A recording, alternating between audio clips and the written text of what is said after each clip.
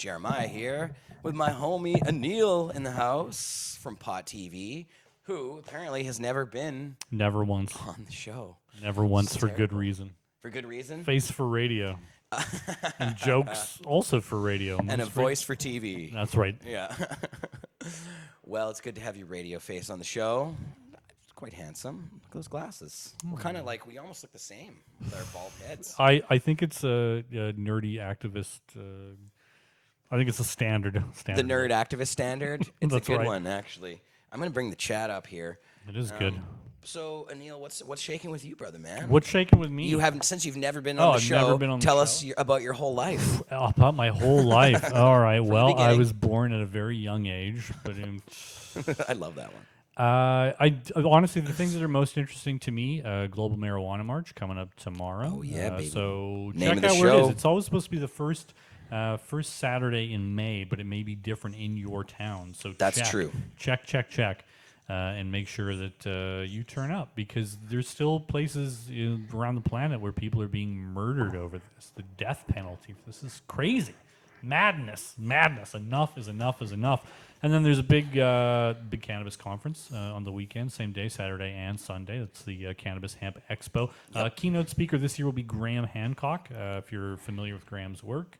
If you're at all into Egypt, just Google Graham Hancock and Egypt. He's written a number of books on it, kind of quote-unquote alternative historian, but really sensible guy. Had a banned TED Talk on cannabis and psychedelic drugs. Why was it banned?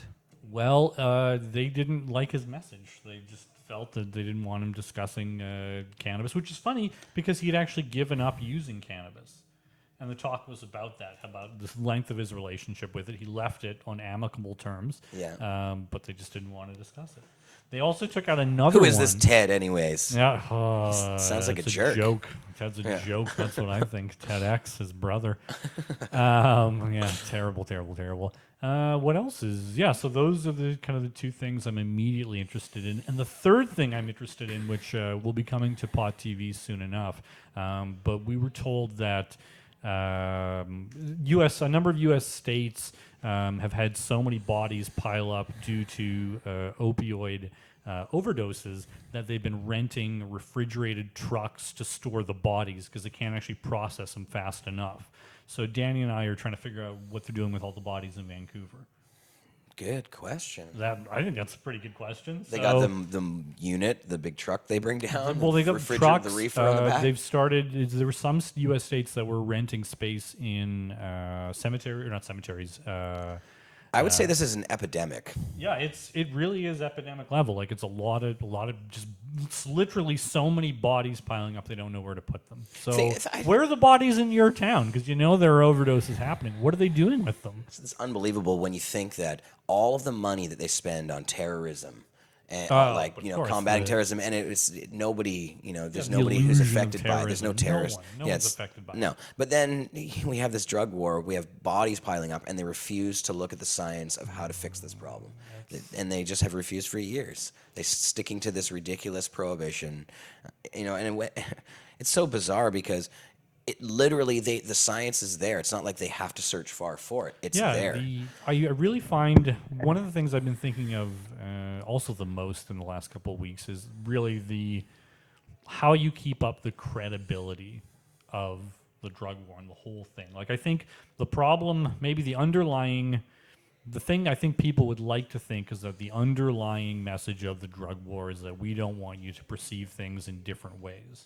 So one thing I mentioned when Anne McClellan was in town and we kind of grilled her a bit, I managed to talk to her after she gave her talk at Simon Fraser University, and she was talking with someone who apparently was really interested in selling or promoting some sort of local science about how to do the roadside testing, because that's just a huge money grab. It's a great place for police agencies to kind of get their beak wet and to promise that their budgets won't be influenced negatively once they lose money with a lack of need for policing. So they're going on about the testing of nanograms, and the one thing that really both of them couldn't get their head around was that psychoactivity isn't measured in nanograms. Right. So if you have someone that tests 3 nanograms of cannabis and they're in their bloodstream, 100 nanograms, whatever it is. Psychoactivity doesn't affect everyone the same way. So with alcohol, you can get a baseline of or a reading of how much alcohol is in your bloodstream, and because it is a toxin, it is intoxication. You are left with you've got poison in your body. You can get to a point where you know, based on what roughly on the person's body weight and other factors in their body, you can give them enough alcohol to kill them and kind of work backwards and figure out where an impairment level is. But psychoactivity doesn't work that way. No. So this idea of like, how do you continually justify a war on people who really true just want to experience things slightly differently than you, which is a very strange concept. Different even in regards to just wanting to feel better, whether it's the removal of chronic pain or just wanting to perceive things differently. That really is, I think, the crux of cannabis prohibition. And one of the things that Graham Hancock's talk was about. So he's giving two. He's got a keynote on Saturday and a second one on Sunday. They will be broadcast. I'll throw the links up on Pot TV. We can't cover it this year, but they said they've got videographers doing it, so I will hold them to that, but we'll make sure that we get the video up there, because Graham's always interesting. He gave an hour interview to, I can't remember his name. We're not allowed to record the speech? They asked us not to record any of the conferences. Oh. They said we can go there and shoot and do additional interviews, but they don't want us to record the panels because they said they were going to be recording the panels anyway. I think UBC actually, or whatever company they used to set up the event, includes that. But that makes it easy for us, actually. Maybe we can patch it into our live feed. Oh, yeah. Well, maybe they have an output. I don't know. We'll see how that goes. Carly Marley's in the house. Oh, thank you. And you know what? You don't have to look at me any longer. Face for radio. Carly has saved the day. Take a minute, get ready. I'm going to bring Alyssa on here too, actually, because I haven't had her on the show for a while, so just want to like hang out and chat for a little bit. We're gonna bring the Goodwins on too. I haven't described this yet, but yeah, Anil, thanks brother for coming on. You're coming to the march tomorrow? I am definitely shooting the march in the morning, and I'll be shooting stuff on Sunday for the Cannabis Conference. We'll be bringing you guys a live feed of the GMM from the march with our cameras out on the road as we take over the streets here in Vancouver and take over a bridge, I guess, somewhere. Yeah, take over something in your town. If you're watching this, even if it's small, call up a couple friends and say, you know what, just get together. Do it. Why not? And the whole thing is silly. We can tip this thing over. If you happen... That smart. Totally. And I know there used to be a big, massive list on a website that had all the GMMs across the world, and there were lots of them. At one time, I think there were like 300 cities involved. Yeah, I was 1 year. 200 countries, I think, was the total from last year. Total. I mean, some smaller than others, but if you go online, I mean, there's tons of footage of lots of great large protests. Latin America, in Europe, in other places, they're all on board. We need weed. We need weed. Oh, I'm gonna bring Alyssa onto this seat for a second, and then we'll bring you on. Okay. But yeah, we'll go into the hot seat afterwards. But maybe you could get some weed together. Yeah, or shatter weed. Somebody bring weed. Somebody bring me some weed. Damn it! Somebody, you got the shakes. I know. The addiction. It's drugs. The drugs. So cool, man. And so the conference, I'm not sure exactly what we're going to be able to do for the conference. We probably will have some live feed of the conference at some point if we can hook up this thing where you guys can watch the panels and stuff. We'll make all that happen. I traded some emails with Salome, and I'd like to actually just rebroadcast or cut the panels down to whatever's beautiful, and then just air it on Pot TV, and we can do additional interviews there. We're going to play the video of Salome and her conference, the promotional video for the conference, so people know where to go and how to find it and all that good stuff. Excellent. So cool, brother. We'll see you on the weekend then, for sure. Absolutely. Thanks Stay for coming tuned down. to Pot TV, and we'll figure out where those bodies are. And genuinely, you should call, because it's morbid. It's crazy though. It's true. Where are you, Vice? Soylent Green. Soylent Green. Yeah, delicious. Putting it back into the. Yeah, you got to make tuna out of something these days. Boss Lissa.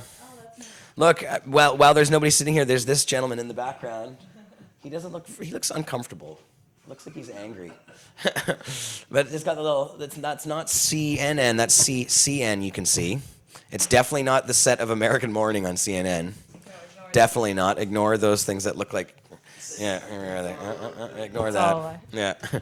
Yeah, like I said earlier before, I kind of quickly stole this background one day when I realized that the cops had, because they had ganked my computer, they had my old background. That background that I had before is lost forever. Forever. Forever. How are you? I'm good. Yeah? How are you? I'm actually I pretty should be good. Talking to the mic. Microphone. I brought us some weed. Oh, that is fantastic. It's What is pineapple Kush. it? Ooh, pineapple Kush. I haven't had any of that. Cannabis Culture on Broadway. Ah, never heard of that place. No? Tell us about it. Well, I work there. Greg runs the show, and we hang out and talk about weed all day with the peeps Sounds like a pretty damn good job. and sell it to you too. So You can also purchase it there. it's true. You can come in for a conversation, but you pay for the weed. The conversation's you come free. For the conversation, Yeah. you pay for the weed and you leave happy. So how's it going there? Is it picking up? I know it was, I a think little people slow are to start. Starting to realize we exist. Yes. In the West End, so this is Broadway, Yeah. Kitts Beach area. Guess so. I haven't really explored the area, but I've heard that Kitts Beach is very close. It's close a by. beachy area. If you're going to Wreck Beach, if you live in Vancouver and you're on your way to Wreck Beach, oh, J Mac, you'll see him down there. It's the nude beach. Yeah. And yeah, it's on the way, so stop by. Get And weed there's a and- lot of beaches around there, actually. It's true. There's a lot of people around there, actually. I noticed trying to go outside and smoke some weed, subtly for the neighbors and stuff. They all notice, And and there's a million people, like kids, and you're just trying to dodge them and go across streets and stuff. right, So you're not, hide in like- alleys. Yeah, hiding in alleys and stuff, just so you're not, like, I don't know, disrespecting anyone. We really need a lounge there, is what it sounds True. like. It's true. Maybe we'll try to find a spot across the street or something, CC That would be Lounge, sweet. right across the street. Looked like Swish LA just closed down. Oh, damn. That would be a sweet place to have a lounge. Interesting. Well, the thing about a lounge is it's really just, there's not a heck of a lot of overhead. It's just rent, you just throw some couches in the motherfucker and you're good to go. It's true. Buy some volcanoes. Yeah, exactly. A couple vaporizers. Lots of sales and bonds. Yeah, that's right. Oh, $1,300, $13,000 Smoke bongs. That's what Oh, we have to line Gotta the make sure entire it's ready for place. space. Because the marijuana community is so uncreative, never came up with anything.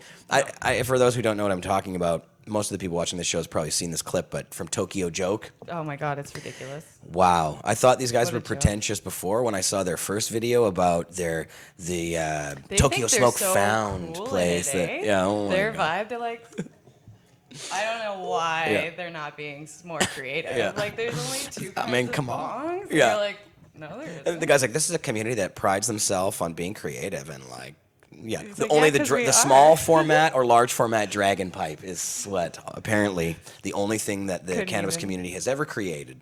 It's funny that this guy owns Go a on head Instagram, shop. man. He owns a head shop and he has no glass in it, no bongs, doesn't know anything about the glass community at all. In fact, in his first video, and you can watch this one out there, he says he's talking about his store, this Tokyo Smoke Found, which is a coffee shop actually. It doesn't sell any weed, but sells paraphernalia at it. And the weed is meant to have the experience of marijuana, the coffee is meant to have the experience of marijuana. So he has, and then he's talking about he's like, we basically took this old abandoned shack, this piece of garbage, and now we've turned it into this beautiful thing. So it's metaphorical for what we're trying to do to the cannabis industry. What? Calling the cannabis industry a piece of garbage.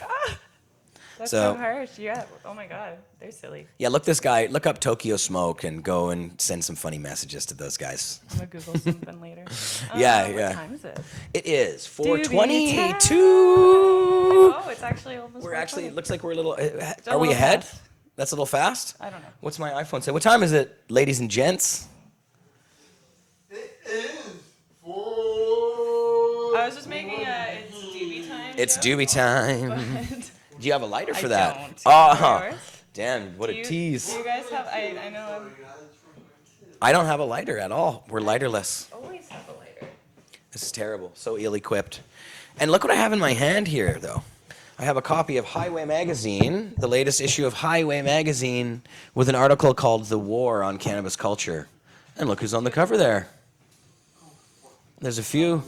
There's thought you were all bringing me all over. of these criminals on the cover here. We have the CC5, Mark, Chris, Aaron, and Chris and Aaron are coming on the show today. Jody, Brittany, and there's me, the only one who didn't get arrested out of all of them for some reason. Oh, well, let's knock on I wood. think they just maybe don't think I'm famous enough, or they just maybe I'm not a good enough example or something. Didn't want to spend the Maybe- resources. They're like, we don't need the bearded guy. That's what the cops called me in Montreal, actually. The bearded They guy? told me they knew me as, you're that guy we call the bearded guy. Oh, Yeah, because they were watching Pot TV videos, apparently. I'm the bearded guy. that's funny. Yeah. So, speaking of Pot TV videos, you've been doing a lot of those lately, and you were helping in just sort of get things rolling and started on Kush Queen's new series, weren't you? Yeah. What's Put going some on with stuff that? With her. Well, it's super fun working with this Kush Queen because she's just a bundle of laughs always. And She's always hilarious. laughing and it's I super love great. her. So shout out to Kush Queen. Hi. Cushy. Of course, but from yeah. the Wednesday show, which you also produce, It's true. From Under the It's Influence. true. And it also kind of gives me an opportunity because everything for her is super fresh. So she's like, I'm like, oh, you want to have a little intro video? So I'm like, I'll make it for you. Cool. Got my pal Landon or Julius from Finch and Julius. Oh, that's right. I hope I got that right. Sorry, Landon.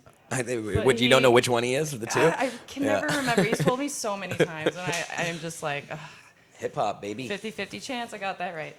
Yeah, exactly. So if it's not one, it's the other. He's so. the producer half, not the rapping half of Finch and Julius. But yeah, so thanks for making music for me, Landon. You rock. Oh, And thanks for baby. all of your amazing hard work producing all of our shows and doing such a fine job of it. Well, I enjoy it. Thank you. I know they missed the days of Marius where, we mostly didn't really, it wasn't poor Marius. He always gets blamed for all the technical difficulties we had in those early years. And so we don't really have a heck of a lot of those. We still have a few, but we don't have as many as before. So that's good. It's usually me who fucks up when it's the production's on and I'll turn the so you can't hear. I just turn the microphone off. Yeah. I start the show often with the mic turned off. Yeah, that's I not feel your like fault. That's like my fault. half my fault for leaving it muted and being like, oh, that's muted. I hope he remembers to turn that on, and then you don't. And I'm like, I could have prevented that. Yeah. Well, we both suck, I guess, but we make up for it in other ways, right? Smiles. At least you get to watch the show, even if you can't hear it. There you go. You can look at our pretty faces. Exactly. Magazine cover faces, man.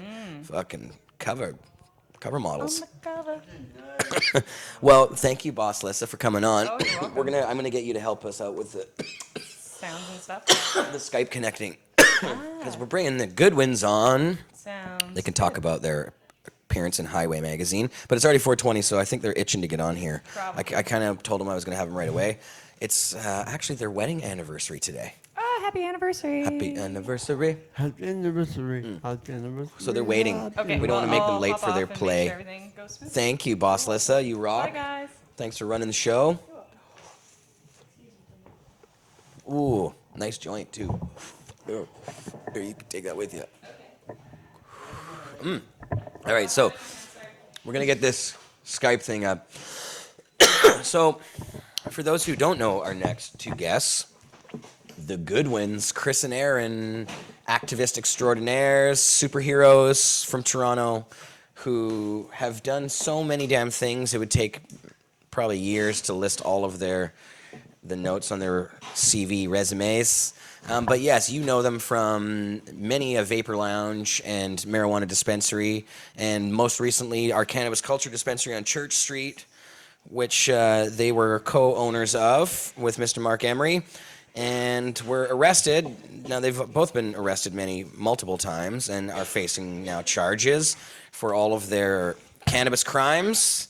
Let's get them up here. Where's my Skype connection now? Hi, Carly Marley. Hello. How are you? I'm doing well. How are you? I'm good. I'm Thanks. really happy that Chris and Aaron are coming on. The I know. Oh, it's exciting. We're not sure if we're breaking laws or not. I think they're okay. I think because they're not allowed to work for cannabis culture anymore, but they're allowed to be interviewed by me because I'm a journalist. Can we get for this educational on the bud purposes? cam really quickly On the before bud? we start, so we can bust Sure. it up? I want to see if our viewers can guess how much it is. Oh damn! What is it? Hold on. It's weed. Okay, bud Called cam. White Lightning. These two buds. White How much do you Lightning. think these buds weigh together? Way together. Yeah. Oh, okay. Let's put them out to the can. We just here. dropped them on the scale, and then I was like, oh, maybe I'll see if the viewers can guess this. There's not much of a light there to see, but it looks nice though. It's kind of It got is a lot of nice. orange hairs on it. Right? That's why I brought that smaller bud, because it was so orange hairy. How much does it weigh? Look at it in my hand and see. How much do you think that weighs? I have gigantic hands. There you go. It weighs 4.2 grams. 4.2 grams. 4.2 grams. We dropped on Hey, the 4 scale. grams, 4.5 we had in the chat here on Nice. Facebook. Good That's pretty guesses. close. Yeah. All right, just so I'm thought it was- calling the good ones. Yay. We're bringing Now we them can in bust here. out the weed. Let's see. We'll turn their speaker on, and I'm supposed to turn the volume down on Skype a little bit, or on this little knobby. On a little knobby. Okay. All the way, just like right there. That's where it was before. Oh, hi, Chris. Hi, Aaron. Hello. Hey. Look, they're there. Oh, and they're up in the top corner. We can look up to you. Hold on. Let's see. There's also this. Yay, and we'll get rid of that. Hi, guys. How's it going? Good. Good to have you back on Pod TV. It's been a little while, actually. Well, since Well, I had you on my show. Yeah, we went on Expert Joints a couple weeks back. Oh, yes, I did. I remember that. Yes, but I haven't had you on my show for a while. And you guys look all, done up. Damn. Well, it is our 5-year wedding anniversary, so. Right. Happy anniversary. Happy anniversary. I just told them all beforehand that you guys are doing the anniversary thing tonight. 5 years, man. Woo-wee. But It's you've been also to... the 1-year anniversary of when I pled guilty to the Goodweeds raid charges Yeah. and had a 1-year conditional sentence, which I'm now off of today. That's so awesome. Yeah. But there's more. There's more. You have multiple. You guys are now, for those who don't know, I told them a little bit about obviously the you guys being arrested, co-owners of Cannabis Culture. But what is the status of that? Where are you guys with that right now? It's ongoing in the courts. There's court appearances every month usually. The CC5 all made our first appearance on May 23rd. April 20th. Or April April 21st. Right, and 21st. then now we have the next one coming up May 23rd. So I have 2 previous charges from separate raid incidences at Queen West and Queen East in Toronto. So there's 3 investigations appearing in the court for me. And right now the Crown wants to kind of combine them, but the lawyers are deciding what's best, whether to try them separately or whether we should amalgamate them. Sounds good. So that's being decided. And it sucks. Like Jody talks about, one of the hardest things is that we can't talk to Mark and Jody and me, Pete. It's part of our condition. So I know, that's so cruel because everybody's really good friends and they basically cut you guys off completely from each other. You were co-owners of the business and everything. And just this idea of without actually charging you, or I mean, without actually convicting you of any crime, they've already managed to take away all your shit. Like this whole idea that they can even do that at all when there hasn't been anything proven seems just insane. Isn't it the cops who come up with these conditions on the first round and then you got to go to court to deal with it after? well, the cops wanted us with more serious bail conditions. One of the big highlights of that original bail hearing is that the lead officer of the entire 9-month investigation, the guy who flew to Vancouver and went to Hamilton because the Hamilton and Vancouver police weren't willing to cooperate. He was actually at Goodweeds. He was like the main guy there, the detective. He was very, very upset because he was, in his notes, he was suggesting to the Crown that we all be held without bail. And then if we did get bail, we should have to reside with a surety. That they wanted $200,000 sureties. So all those things didn't happen. We ended up getting bail. We got surety. We got to live where we wanted. So he ended up being very upset. Yeah, not being able to talk to your co-accused is just a common occurrence when you're dealing with a criminal charge like this. Yeah. They also told our property managers that we weren't going to be allowed to come back to our apartment. So they were wrong on a lot of things. They were trying to really throw the book at us. And even still, like most people in Toronto are getting peace bonds, like most tenders. Some of the companies have actually taken a corporation charge and gotten the bud tenders and everyone employees off. So it seems like they're coming after us as owners, and they're going to let most of the employees go. Wow. Well, that's good. At least that they're letting the employees go.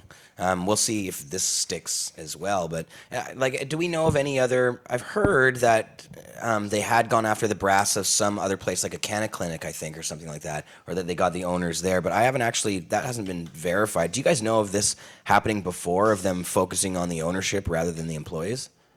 Well, like Aaron Oops. was just saying, we There's were. J-Mac. Hey, J-Mac. There's But everybody else. we were in court, and before our court appearance, we obviously in open court. I think we have a public court system that Canna Clinic is as a corporation, so is taking the charge. So no individual is pleading guilty, but the Was corporation that as a Canna company. Clinic or Canna Wide? Was that Canna Wide? There's so many dispensary charges. Like when we're in court, it's crazy that the clerks in the court system can't keep track of the files. They're misplacing things. They have binders full of saying like Project Gator, Project Claudia, and it's like such a crazy mix-up of so many charges.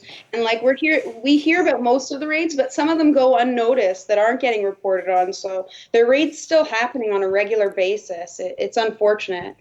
But it's good to see that there's still locations open and still operating. I just saw a post that 801 Queen West, the former Cannabis Culture, has reopened as a dispensary recreationally in Toronto under new ownership. So it's What's it called? I just heard that 2 I days saw ago as well. Instagram Yeah. posts and it's got like a heart symbol and it says peace and love, which I think is hilarious because Howard Stern always plays Ringo Starr saying that. Peace and love, peace and love. Peace and love. That's funny. No, I hadn't actually heard that yet. So that's good, though. I'm glad that it's opened again and they're still doing something there. But well, hopefully they don't get busted too. But this court date that's coming up, then, just on the 23rd, you guys get to go and actually argue to change those conditions. So is there the chance that they can get rid of some of this stuff, or like how good are your chances? Do your lawyers think of you changing the conditions? Yeah, Oops. right now the main thing that's happening is they're saying conflict on that we can't have the same lawyer. So each one of us is getting our own lawyer representation and we're getting our disclosure. So that's what's happening in court. We actually have to go to a separate You have to go to Superior Court to a superior court to get a bail variance and Okay. paperwork that has to be filed. And our lawyers are confident that if we show that we've had good behavior and we followed these conditions for a period of time, they're more likely to be lenient on it. But like I said, not being able to talk to your co-accused is a common condition. So while it's unfortunate, And it's actually hard to get changed. right? They're actually unlikely. Until this all is finished, right? But the thing that's probably going to change is Mark and Jody will be able to travel and do a national campaign, I believe.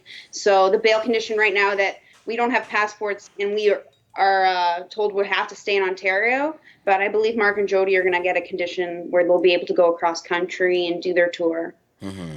Yeah, it would be kind of ridiculous otherwise. And I mean, with Jody now, she's not even here in the place that she lives. She's forced to stay there in Toronto, so it seems kind of ridiculous. But only on 72 hours notice. Right. They said that in court that she just has to give 72 hours warning. But that's and that's Right. with bail. Like this is my third time getting bail now in the last year and a half, and every time you have to let your probation, your bail court officer know where you are and stuff. So that's Right. just a thing. yeah, you got to tell them. Well, and I don't think she's allowed to live here. She's just allowed to visit or something, right? Or I don't know how that works, but Lawyers have said she can stay there as long as she wants. She's like, they just have to know where she is. right. Craziness. Well, and so I showed off this magazine a little bit here. I have the latest edition of Highway Magazine with you guys on the cover. I know you have a copy there too. Have you actually had the chance to read it yet? I keep going back to JMac. Yeah, there it is. Yeah, have you guys read the article yet? I haven't even had a chance to check it out. I'm about halfway. Yeah, I haven't read it all, but I've read a good portion. Been really busy. It's very interesting because, like, one of the great things we're enjoying is that even though we can't talk to Mark and Jody and Brittany, like, we can see all their media. So when they're in the news or when they write articles and their posts, we're able to read and see what they're going through that way. So it helps us. Which I love reading what Mark and Jody write in their interviews, and Brittany too. So. Have you seen the cover? I mean the centerfold? That is so cool. Yes, that is That illegal photo. amazing. It's an illegal photo for Totally sure. illegal. They do not like when you take photos inside courts, in open courts. Yeah. No, they crazy. really don't like that. That's The whole funny. building are pretty uptight about photos. Yes, Good pick. it So is very. this weekend in Toronto, Tomorrow. there's some craziness going on, as there usually is on the first Saturday in May. And are you guys going to be at the march? Are you guys going Yeah. this year? Beautiful. Oh yeah, we'll be going, and I see that Jody will be the grand marshal, and Brittany's posted she'll be selling Project Gator shirts. So even though we're not able to talk to them, and we'll be avoiding them and not be in communication with them at all. That's what I was wondering. How far do you have to stay away? Is there some like distance? It says like communication, directly or indirectly. Technically, you're not supposed to go to places that they'll be at. But as long as we avoid and don't communicate, don't have photos taken together. Yeah. But like this is a political event that we attend every year. That's important part of our community to be involved in. So I don't see it likely that they'll come down on us. Even though I was nervous at 420 with like the police and just being on our conditions. Yeah. Yeah, 420. I got a little nervous at 420 if they were Right. going to come us in some way because we were the organizers. But Yeah, I should have asked about 420 before I moved on to the GMM. Let's get into that a little bit. We'll come back to the GMM in a sec. But yeah, 420, Toronto 420. You guys are the organizers. And it was a big one this year. You guys, packed that square again. The videos look cool. You can find them on the front page of pot.tv. Tell us about the event this year in Toronto. It was great. We had a bigger setup ever. It grows every year. Even though it was bad weather like we're getting for GMM tomorrow, it still got a great turnout. There was lots of people filling the square, lots of great speakers, great entertainment, great vendors. So it was a fantastic farewell at Yonge and Dundas Square. We've loved working with the people that run Dundas Square, and they're going to help us transition to our next venue, which we're hoping is going to be Nathan Phillips Square. And it's exciting to see the event grow so big, the culture gets so much support. I saw when you said it may be at Nathan Phillips Square. What's the determining factor on that one? Because I saw it advertised around as at Nathan Phillips Square, and actually I wrote in Now Magazine on our digital residency that it's there. So I guess that was my fuck up. I should have verified it. It is. It's Okay. going to be What there. Eric's referring to is that, for instance, I won't start selling booths until I have a permit. So, but we're still going to do 420 at Nathan Phillips Square in 2018, regardless if I can get a permit or not. We'll just do it a different way. But what I'm hoping and what everyone's hoping is that 420 continues with its success and just expands it. So one of the downfalls of Yonge and Dundas Square is I can only fit about 24, 25 booths. And at Nathan Phillips Square is about 3 times the size. I could easily get hundreds, like 200 booths. They've had jazz festivals and various other things there that have had 200 vendors. Marketplaces. So The thing is, we're optimistic that they'll be willing to work with us. It's just that it's a much longer process to apply than we've gone through at Yonge and Dundas Square. It's got a lot, like Yonge and Dundas Square, you're just working with one committee. At Nathan Phillips Square, it's several different departments, and it's just a longer process. But the Yonge and Dundas Square people are telling us that they're going to help us through that. So we're confident that we'll be able to make it official. yeah. Very cool. Yeah, I think it was a great event that you guys had at the one square. Nathan Phillips is a similar kind of square where it's like a cemented area. It's not like Queen's Park or whatever where there's a big, huge grassy mounds and stuff. It's more kind of basically what you guys were doing this, but just bigger, right? Oh yeah, they do big concert events there. There's a built-in permanent stage. Like I think it was built in the last 5 years, even. So It's where the Toronto sign is that it's everyone's very been new. seeing. It's in Yeah. front of City Hall. So it's great. It's just around, like it's on Dundas Square is just on the north side of the Eden Center, and then the mall stretches a whole block south to Queen Street, and Nathan Phillips Square is just west of the mall. Right. So it's very downtown and central. People like the idea of it being right in front of City Hall, that it's a political impact. And so, if people, you guys, over the past few years have started doing the farmers market as well, were there a lot of people selling this year at the 420 event? Every booth. Oh yeah, all the booths, or a majority of them. Like There were 6 that didn't, but Yeah. 18 did. And then there's even like Well, that was one of the big concerns. Aaron and I are both on bail, and I had a conditional sentence order, and all of our conditions say do not operate a dispensary. And basically, 420 is, renting out 18 dispensaries, having them operate for the day. So, all of our lawyers were telling us they heard that they were going to try and make an issue out of it. So, but it never came to be. Mark and Chris have gone through this so much, and they're so used to being put in this situation. But for me and for other, I'm sure people, you get like a sense of paranoia that they're, especially when such an investigation's gone down where my phones have been tapped. Like I noticed someone in my parking garage watching me before all this was happening. So, it takes it to another level. And then, your mind can run away with thoughts. A 9-month investigation, though, that's crazy. Coast to coast, too. It is crazy. Wow. Well, okay, so 420, it was a success. Nathan Phillips next year. GMM tomorrow. And now, where does the GMM in Toronto start this year? Well, it's always at Queen's Park. It is at Queen's Park, okay. Yeah. Every year, they march at 2 p.m. from the north side of Queen's Park, and we go down Bloor to Yonge, down Yonge to Wellesley, and then Wellesley back into the south side of the park. And then we used to have a festival with porta potties and vendors and everything, but the city stopped issuing permits at that location because of similar issues like you guys are experiencing in Vancouver because of the grass damage, and just they didn't want it at that location. They wanted them to move. So, but like 3 years ago, like about a dozen vendors set up Renegade style. Yeah, just and guerrilla. then 2 years ago, it turned into 30, 40, and last year there must have been 50. And there'll probably be even more. I think there's going to be more like 50 as well tomorrow or more. Just guerrilla style, they're going to set up. Yeah. That's cool. Yeah, and it's a good spot for that. The Freedom Festival was a big, huge event there that you guys had, but I guess with no permit, everybody. You're bringing Neve on soon, right? Yeah, Neve's coming on. They've been running Global Marijuana March for 15 years, longer than 420's been in Toronto. So the thing that won't be this year will be the stage with the speakers, which is well, that was 7 that was years part ago. of the Freedom Festival. That's no longer there. And then bathrooms, you kind of have to walk like a block or so to get to a bathroom.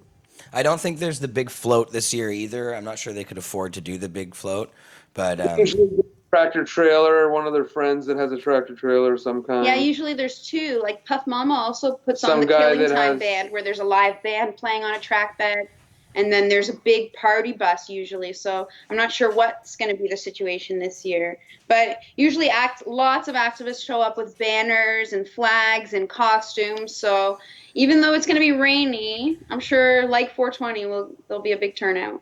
yeah, and we'll have Neve on the show to talk about that in a little bit here. But yeah, so I guess we'll see you guys down there tomorrow. Are you guys going to be putting on a live feed on Pod TV at all? Is that possible? I could. Got your cam with you? You probably should if you get a chance, even if it's just for a couple minutes. Right. I could easily do something. You should. Yeah, you we'll should- be taking lots of video and photos, and we'll try to go live. Awesome. Or yeah, not you guys. Somebody else will do it, but just hand the camera off if there's any condition Oh, we trouble. can do that. Well, we do won't that. be able to film Grand Marshal. Oh well, Jody or Mark and stuff. Yeah. Right. I don't. Yeah, if you have to get too close to them. Oh man. Oh well. Because I can't communicate with them, but they're in the media every day. So all the things they say, and if they say something new tomorrow, it's like I can hear it. It's great. I know. It's almost like you just get to hang out with them because they're on the TV so much. Right. Yes. But they live in Toronto, just like blocks away. They're a couple and, blocks away. they for years they're our friends in Vancouver. We wish they could be so close. So I know. it's only a short time frame and a blip, and Yeah. we'll get through it. The irony of them being so close, and you've wanted them to move to Toronto for so long, and now they are, and you can't even talk to them. Ridiculous. Now it won't. We're gonna win this one. That's all gonna be tossed out, or whatever's gonna happen. So we won't be dealing with this for too much longer. They can't. It doesn't make sense. But thanks, guys, for coming on. Love you guys so much. Really appreciate it. We'll have you back soon. We'll check in. Something Oh, else. Carly has something. Yeah, I noticed when you guys were talking about your anniversary on Facebook that you guys got married on a kind of cool day too, didn't you? Well, yeah, Jared was there, Jody was there. It was like we strategically planned it that getting married on the Global Marijuana March, that so many of our best friends would already have been in town. So we got married just after the march and at a nice at a hotel in the city. A block away. Actually, it went by the hotel that. Yeah, so like, yeah, It was a different route that year. Lots of our out of town guests were all in the hotel, and it was nice. It was awesome. That's very cool. That's a really sweet story. That was the best wedding I've ever been to, actually. I'm not much for weddings, so that one was just like, I loved it. It was awesome. I think it's one of the only weddings Jody's gotten to go to too, and yeah, I wish Mark could have been there though. Yeah, Mark, fortunately. Yeah. Yeah. Well, guys, thanks a lot for coming on. Really appreciate it, and we'll see you guys again soon. Have fun tonight. Yeah. Enjoy the play. And happy anniversary. Thanks, Yes. Carly. Happy Thanks, anniversary, guys. Yeah, love you guys lots. See you soon. Bye now. Chris and Aaron Goodwin. Would you like a dab, a bong rip, or a joint? I would love all of the above. Okay. Bong All rip's of the ready to above. go. I'll heat up your dab, and then you can this- spark the This thing joint. is insane. I don't know how to smoke this thing. It's like I feel like I got to do like a wrestling hold on it or something. This is coming from the guy who only likes to hit bongs that like don't even fit on our screen. It's the same thing. It's just like squished together. Yeah, I guess so. They just took it and bent it up over my knee and then Yeah, just put it because back. then now it's a more compact size. It doesn't have that like really high Where's the weight center though? of balance. You know, like you got to hold it from the top, I guess. Really. The middle. Yeah, Look that's at not. you. It's got a nice handle here. Yeah. Guess. Handle it. Oh, all right, okay. You've had Look some at how many experience with handles this thing. There are. There's so many places to grab that. There's an excessive amount of places to grab that bong from. That's right. There yeah, you go. Grab her by the curves. Give her a trump. So. Oh, and also I we will- got this. It was suggested to us. I went to the lounge Hmm? and asked them if they could share some of their quality cannabis and dab products with us.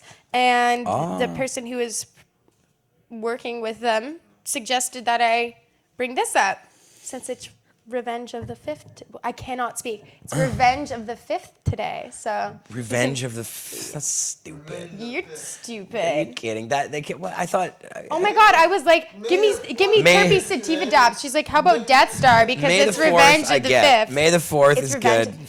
Fine. You know what? I was giving you an excuse to smoke Star Trek dabs. Whatever. So See, you'd be those- excited about it. Those 2 days are actually. It's perfect. I think it's perfect It because actually works though. it works because the first That's why one it is so works. creative, so inventive, so hilarious. May the 4th be with you. The second one is just like the second set of movies. And not creative, a ripoff of the first ones. Shouldn't have been done. Okay, then you know what? Right? There you go. You can find some other dabs. Then I'll smoke the Death Star. I'll still smoke the dabs. But then you should have to say And- Happy Revenge of the 5th if you want to smoke the dabs. Happy May the 4th. So I wanted to mention something that is super sad that just happened, and somebody who's always at our rallies with us and comes out to the events all the time and was just an absolutely amazing activist has passed away. Mark Boyer. I have a photo of him here. A lot of people, everybody knows Mark. Awesome guy, amazing. Always had his ice cream cart at the rallies. Popsicles and hemp cream. Yeah. Yeah, and just super awesome, amazing guy who is extremely dedicated and always there, essentially. You know, totally ubiquitous with the rally. It didn't matter which one, the guy was always there. And in this building a lot, and everywhere, anywhere to do with our community, he was there. So I just wanted to talk about this, and we actually have Mark Jr. here, and in the hot seat here. How you doing, Mark? Man, I'm so sorry to hear about this, brother. Sorry. You can only do what you got to do, man. Yeah. Keep it going on. And I mean, one thing we all definitely knew how intense he was, you know. 'Cause even the 420, he actually wore a little mini tent. Yeah, he did. And he goes, "I'm intense." And it was actually a tent that was based around the tenting protesters we had. Yeah. Yeah, here in Vancouver, that there was a big court case where the court banned these tenting protesters from being able to use their tents at the rallies, and they come and harass us and put up posts before our rallies saying we're not allowed to do that. And so he wore that amazing tent costume. He was the mobile tent. Yeah, it was funny. Him and Steve, he was coming up, one of the marijuana mans, like does the show. Yeah. And he came up and he was like, man, the first year I remember we set up, we made $21,000. And he's like, nowadays people barely make their booth costs back. And he's like laughing, but basically they were the first ones that Neil and his son, they were both always set up there and first ones and basically pioneered it. That's the way I said it. It's my dad is like, anyone in the cannabis industry knew him. He just was like the rabid dog, like in the front of the pile, just like, arrest me, rah, this Constitution, rule of law, barking at everyone. So it's like, holy shit, that guy's doing it, and allowed everybody to do it in the wake, in the shadows, and basically it was like he wanted to be the first one arrested, like literally. Yeah. Like, Well, and he was also what I would call a judicial activist. He was attempting to use the court system to change things and do it in a way. He believed that there was actually a different method in using our court system. I mean, it's a long thing to get into at this point, but there's some research in this area and stuff. He and I didn't always agree necessarily on everything, but he was definitely sort of an alternative guy. He was doing things his own way, and he had a very sharp mind and sort of understood how the law works and those kinds of things, and was very interested in that stuff. well, everybody's got to figure out the avenue that works. You know what I mean? Basically, it's like his angle was constitutional because R.V. Smith we actually won the battle. You know what I mean? So it's if dried flowers are legal and everything that comes from dried flowers, including dabs and whatever extract you can make from dried flowers, is also legal, then there's nowhere else. And that was the Supreme Court of Canada ruling. So it's essentially, it just becomes a constitutional issue, which is like all based on jurisdiction. It's like Supreme Court of Canada says it. If it's not illegal, then where the fuck are we? Are we in Canada? Are we in NAFTA, NATO already? Right. Yeah. No, it's very true. Well, the man was a legend, absolutely, and I was so sad because I didn't actually know that he was ill. I didn't realize the situation or anything, so it was kind of a shock when it happened. But yeah, and I know Marijuana Steve and him were pretty close too, and Yeah. he's been. He was like, has memories back from '96. I mean, shit, they have like tons of videos where originally would smoke bud and just like rip bongs and blow it into the camera, and there's even a parody of them, like they dressed up like Santa Claus. I got a picture here actually of the Santa outfit or some Santa hat going on here. Where's the photo? Awesome. Well, he'll definitely be missed, and there's always a piece of him here, man, for sure. And we'll be thinking about him at the rally tomorrow for sure. Well, thanks for coming on, man. I really appreciate it. And is there anything? I know there's something coming up, or is there a party coming up or something? I see on a note here that I have given to me there. Did that already? I heard that there was a party. Well, we're having one right now because he passed on Tuesday, Yeah. and for the last over 20 years, he's met every Tuesday and Friday at Pub 340 because it's just before 420, and essentially that's been a long ever tradition. And so he passed on a Tuesday, and so we had everybody that would normally come to the bar come over, and we had like a home wake and everything, and it was like 50 people in and out. I mean, at all times it was 50 people in like our little tiny apartment, and it was basically, I was like, shit, man, that's what he would have wanted. And people came over, they're like, oh, can I have some cookies? And I was like, they're like, should I come over another day? I'm like, fuck no, he wants you to have cookies, like, so essentially Totally. we all had a good time, and we went to like 3 a.m. It's like, and the next day still again, and then it was good times. So we're having a party right now at 340, and then we're gonna arrange one at the Legion. But essentially, we were just organizing a couple groups, and one really big thing he was into is building the community, because we can have our own individual things, but if you have no community, then it doesn't, what the hell does it mean, So Totally. essentially a way that we can all back each other up, and we're doing that through obviously medicine and activism, law, and then we're branching out into food and all kinds of stuff, just because we all eat, and especially you get stoned, you want to eat more, so essentially we have access to like all kinds of produce terminals. We're just branching out into resources. So it's a project we're starting. It's called Help Earth Awaken Love Heal, which is an anagram for it. Cool. And so you can find it, different places. We like have a website and set up. But what's the website? it's called We Heal 108. at wordpress.com, you know, and Cool. .wordpress.com. But Cool. it's just a basic. We're building it, and it's part of a bigger dream that he always talked about, because he was always kind of a revolutionary. I always saw the next step, you know, and so after we created the cannabis movement and everything, he was like, well, we really got to start networking, you know, and so essentially putting all the resources in one place. Then we can all help each other out. We can have parties, we can have every single like, rallies, and then essentially an election comes along, we have a bigger voice, you know, we can just have like a big power, really, community-wise, you know, it's all in the numbers. Yeah, for sure, man. Cool. Drop that website address one more time. It's called weheal108.wordpress.com. That's just Beautiful. for right now. We're building it into different things. It's called Help Earth Awaken Love Heal. We have it on Facebook too. And it's kind of like the last project that we started. It's to promote structured water, which he was using to promote growth of buds, bigger buds, quality buds, and stuff like that. And I mean, it's tons of research. I don't want to talk about that, but it's all backed, and we just want to share everything he's done. You know, essentially, he was a pioneer all the way through. So he spent all his days at the computer researching, doing this, and talking to these people, and going to marches and all these things. As you said, yeah, you Yeah. pulled it up, yeah. Well, Good stuff. One thing, guys, J Mac, what do you got over there? He pulled up the website. Oh, you got the website up. here, you guys here? Well, oh yeah, there you go. So Nice. yeah, it's just a resource database. We can all start adding our products and services, and basically just help each other, network each other. So Cool, man. It's Well, I good really times. appreciate you coming on. Yeah, absolutely. And I'm Thanks for really having me, sorry yeah. for your loss, Good man, times. and all for all of us. But the man's a legend, will be remembered forever. So there you are, Mark Boyer. Thanks, brother. So we also, not only is the GMM happening this weekend, but there's another big expo happening here in Vancouver this weekend as well. And that's the Cannabis Hemp Expo. And last year we broadcast live from the Cannabis Hemp Expo. We had our cart beast down there doing the live broadcast on wheels. But we're not doing cart beast this year. I have too much stuff to do. And we're going to have some live footage from there, I believe. There's going to be... we had Anil on earlier talking about he's going to be there. And I'll likely be coming down to get some coverage as well, so I can bring you guys some videos to my show on Monday. Hopefully, we'll see how busy I am with the Global Marijuana March this weekend. I'm going to try to fit 2 events in. Sometimes it happens, sometimes it's... and I think the conference actually is going today, or it's load-in day for the vendors or I something think it's like that. loading day today, Is that what and it then is? the event is on tomorrow. I believe you can actually still get the tickets online.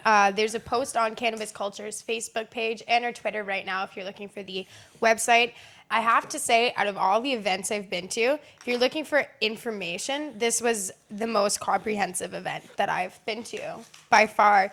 It was just the panelists are so informed and were so well versed on what they were speaking about. It was such a and there was ways that you could medicate. There was tons of great vendors. It was a really great energy. The lighter's beside you. This dab's pretty much ready to go this too. one.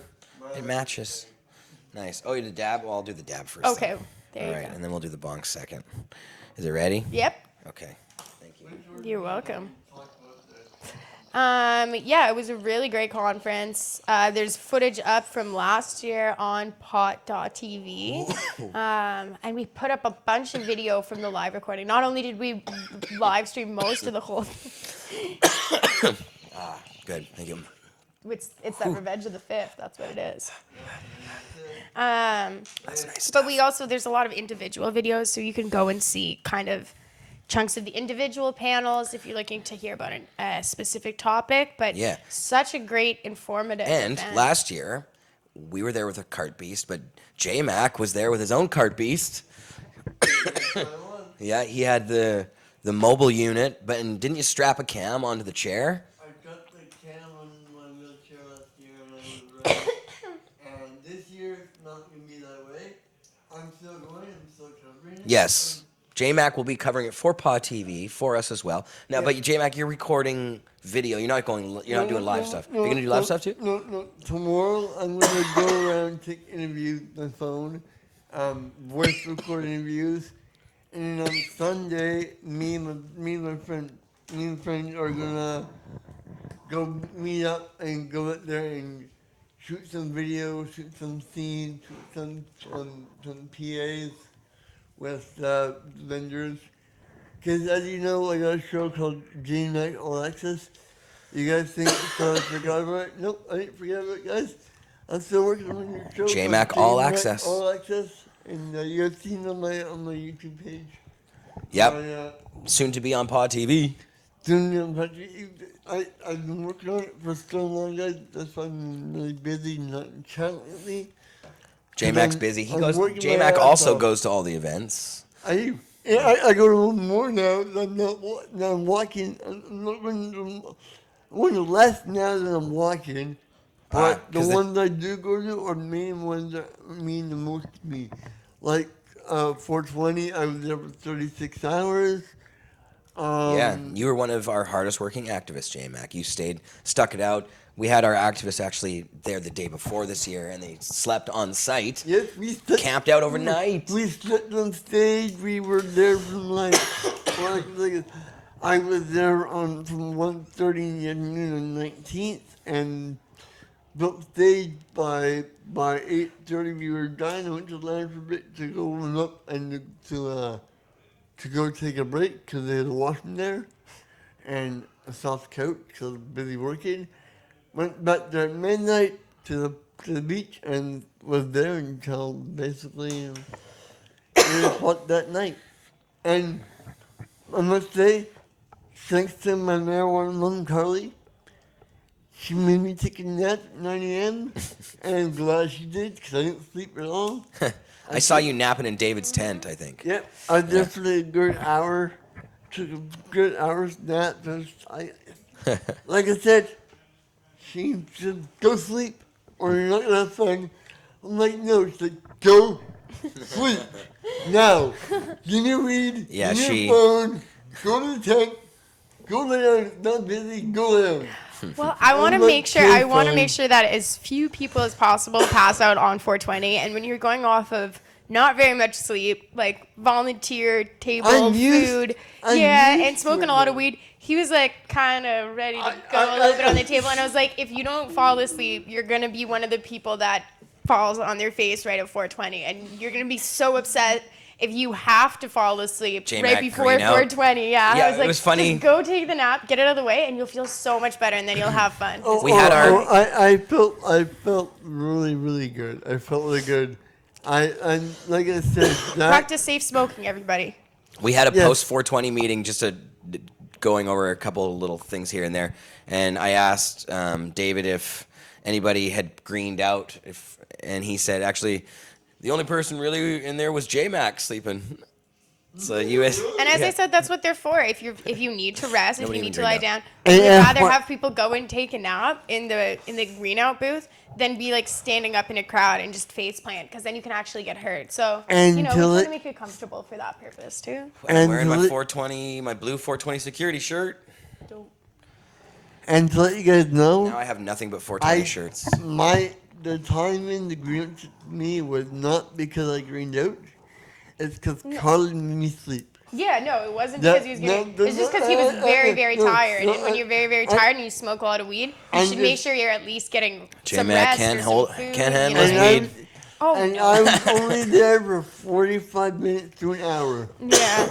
I'd say like a few hours sleep over 20 hours of manual Yeah. labor. I'd say that's That was. J-Mac's a tough guy. He can We handle have a- himself. Well, I am now because my fucking because the weed. We have a and the question fucking- in the Facebook chat. Yep. What does it feel like to green out? It feels very similar to fainting. Your Honestly- vision kind of closes. Honestly, I have no idea what You it feels get like. kind I've of- never had. Kind of like weak. I've never had one of those crazy greenouts where I'm just like, what's happening, and pass out. Because it didn't happen to me until I had been smoking weed for a really long time. I took a break and wait. started smoking again. So I knew exactly what was happening, and I was like, I can't hear anything right now. And all my vision's going, okay, everything's right. I'm going to go lie down. And basically that's all you can really do. Some people figure out what's going on. Sometimes if it's your first time smoking and you still haven't figured out how to get your reflexes as quick and stuff, then sometimes it's hard to stop yourself from hitting the ground. But Throwing things everywhere. Actually- it feels the I- exact same as fainting from like heat stroke or exhaustion or dehydration. It's the same thing. And I have greened out once. So don't think of it. I have. It was the first time I took Butter King butter because of Fred. Butter King butters, it's strong stuff. And if It hits you pretty hard. And if anybody knows, and if anybody has ever been to the Vancouver Pavement on Coast Drive there, where Pain Management Society. Is that what you're talking yeah, the VQS. Yeah, you guys know Fred. Yeah. Don't ask Fred for your first dab. about? No, I did that. I passed it for 3 hours, and I was out cold. Like, yeah. I just All right. greened out for 3 hours. Well, J-Mac, tomorrow you're going to be there on site at the Cannabis Hemp Expo. I want to play a video. Oh, wait. Dab time. Oh, dab time. Oh, yeah, you do that. I'm going to get this video up here.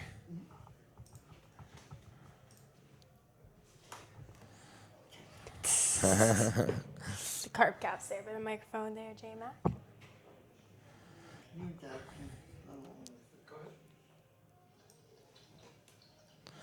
don't know if I made it.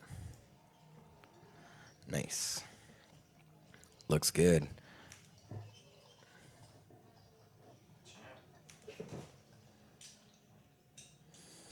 Carb cap it.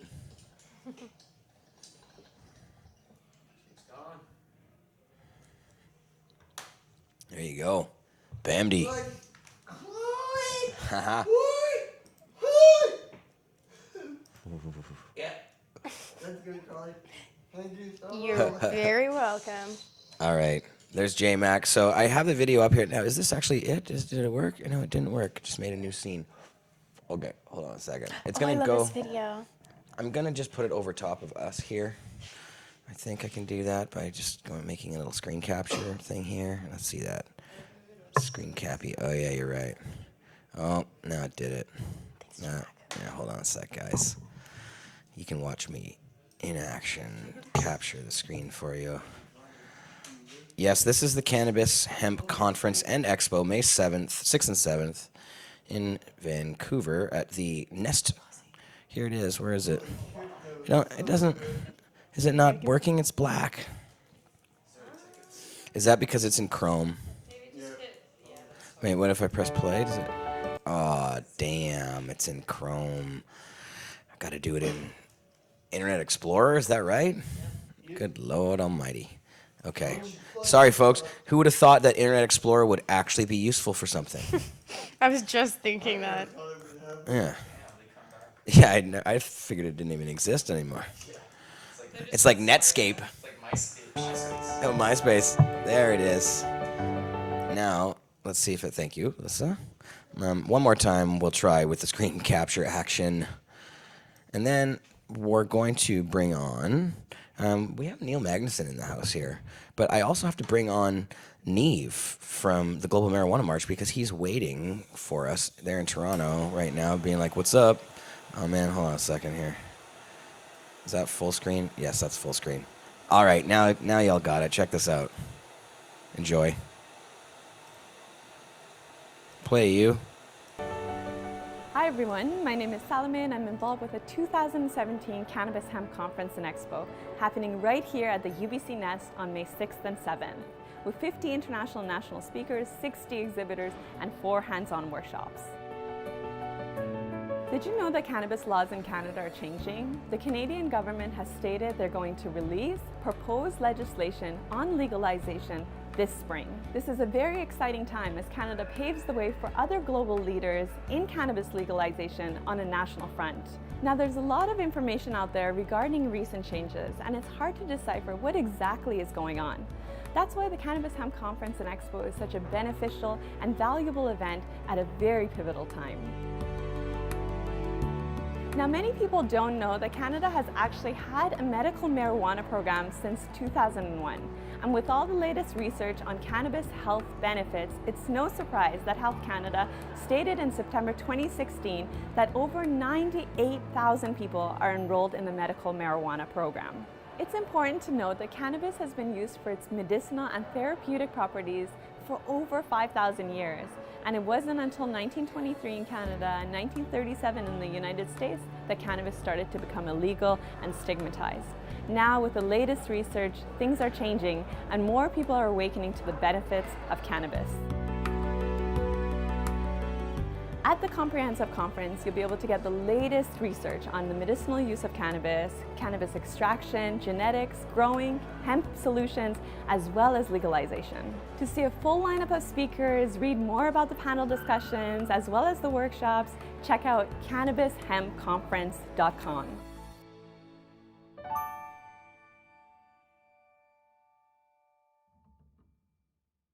There we go. So, Cannabis Hemp Expo. Chiggity, check it out. If you're not at the Global Marijuana March, that is, where we'll be at both somehow, I guess. We were just talking with find a Mr. way. Neil Magnuson about the GMM. I'm going to bring him on next and to talk about Vancouver's GMM. But first, we should probably go and talk to. Actually, you know what? Since I don't have Neve up on the Skype thing yet, maybe we should come and talk to Neil while Neil tells us about the Vancouver one. So I'm gonna maybe J-Mac, can either of you guys? J-Mac, I don't care who moves, but one of you guys has got to roll. Sorry, boys, I'm kicking you out. Neil's got to get in the hot seat. Yeah. Yeah. Exactly. Yes. J-Mac. He's mobile. Neil Magnuson. What's up? TV. I love that jacket. Damn, looking sharp, Neil. What a handsome devil you are. With that Thanks. goatee as well, you know? I always comment on Neil's amazing facial hair because he knows how to carve it out. He's like got multiple styles too. You were the one who liked it first, actually, so I love it. I kept it. So Neil now, Magnuson right.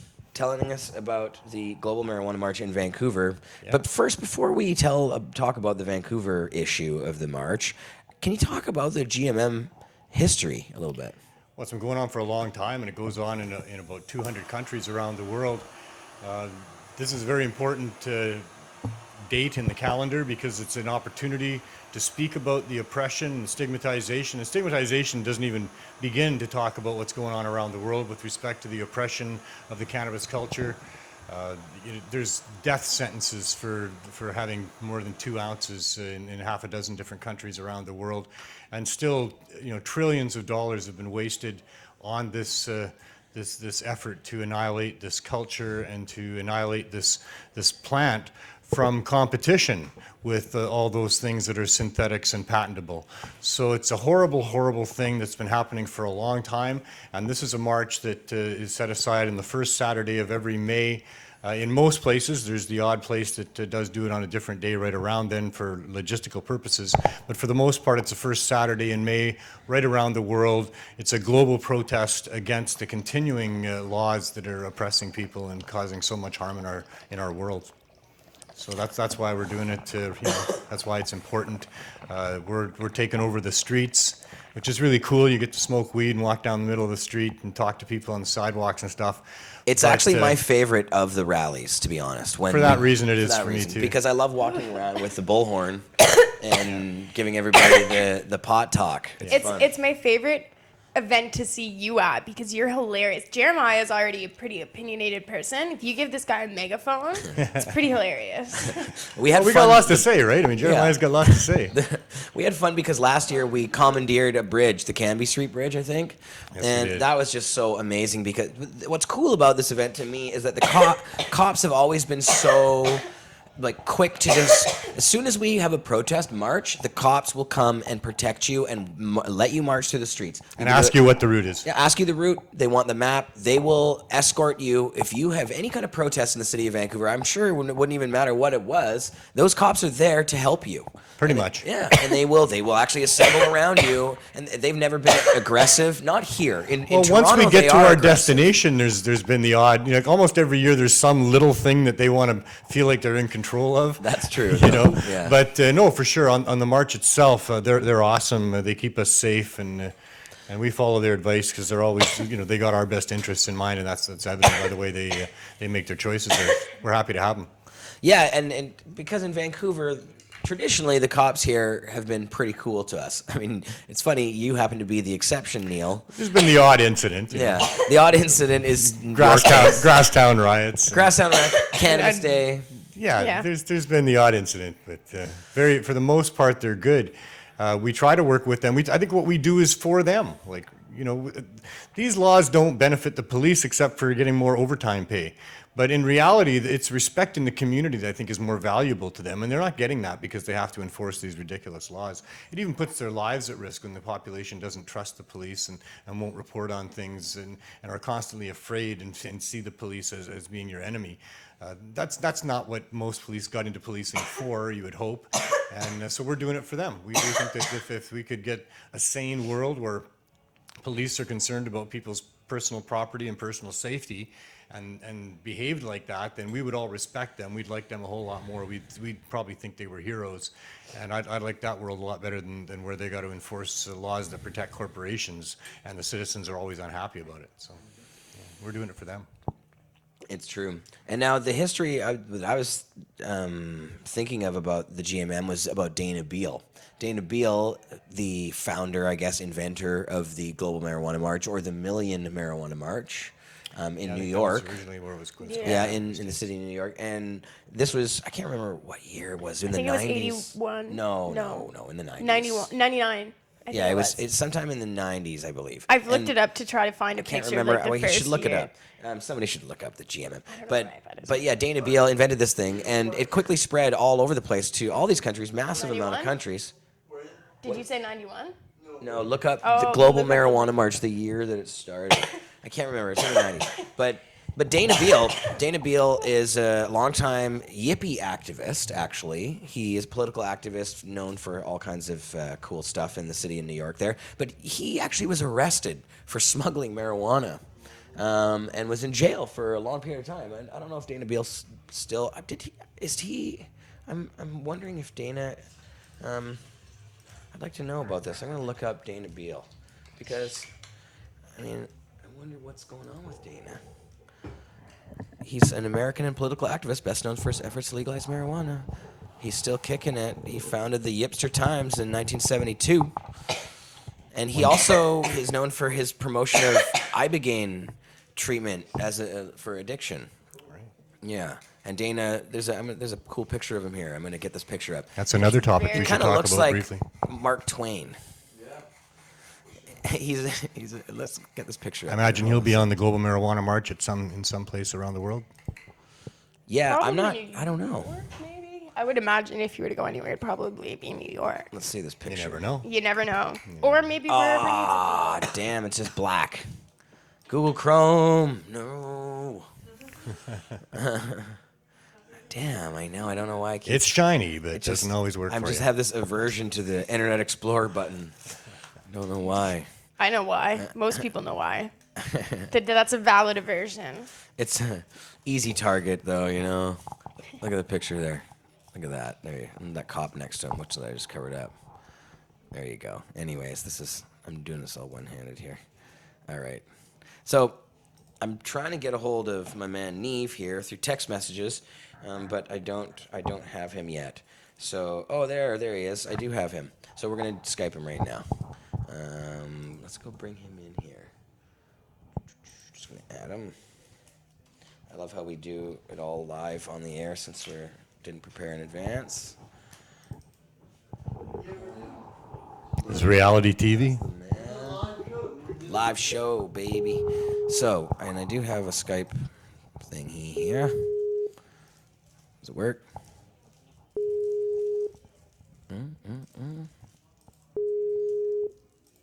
There it is. It's ringing. And there he is. The person whom you're trying to reach is currently unavailable. Please leave a message after the beep. That doesn't sound like him. That's not his voice. Calm. Relax. Yeah. It'll be okay. Neve, answer. Calling now. I'm just going to text. So the Global Marijuana March in Toronto. Now, what's cool about the GMM is it was invented, a while ago, and it became very large everywhere, but it became the largest in Toronto. Huge. Toronto became the biggest of all the events across the world. I do believe. I don't think there was any that were bigger. 1999. Haha, It was 99. right. It took me a few guesses. I'm not great Thanks, with J-Mac. numbers, but it got there. The Good on Global the Marijuana research. March in Toronto is what 420 is to Vancouver. Yeah, the GMM in Toronto was the big event. Yeah. 420 was kind of an afterthought because they had the Freedom Festival and all that. But yeah, it's funny how 420 has kind of outweighed the GMM now. And because it's so close on the heels of 420, a lot of people come out for 420 and they don't come out for the GMM. And so it's always kind of sad in Vancouver that every single year the GMM gets a little bit smaller and a little bit smaller till it's just me and Neil standing out there. I'll be there too. Oh, Yeah. But we're still going to march. Yeah. we will we're march gonna have police on the escort. fire truck. You march. I'll ride on the fire truck. Yeah. So As long as he has a megaphone, we'll get the message across. And they'll Okay. always do. Annoy a few pedestrians, but they'll hear our message. It's important. So, causing people to have to pause for a few minutes in their life while we go by and try to deliver this message is important for sure. Mm-hmm. I think what makes Vancouver's march unique is the fire truck to some degree. We've had that in several marches. We're going to have that again this year. I don't know if they throw out free joints at 420 in other places around the world, but we certainly do that here as well. We kind of carry on the traditions that we started during the 420 and Cannabis Day protestivals that we have, where we give out a lot of marijuana to people. Yeah. That's certainly going to be the case again this year. So that's kind of unique and cool. there's Neve in there. Oh, he popped up. There we are. There's Hey, Neil Neve. and there's Neve. Let me see. There he is. Hey. How you doing, brother? Hey, you he's doing, in bud? France right now. What's that? How's Paris? Paris? Well, it's just a picture of the Eiffel Tower. We're really in Toronto. Oh, I see. But it's good effect. It's good background.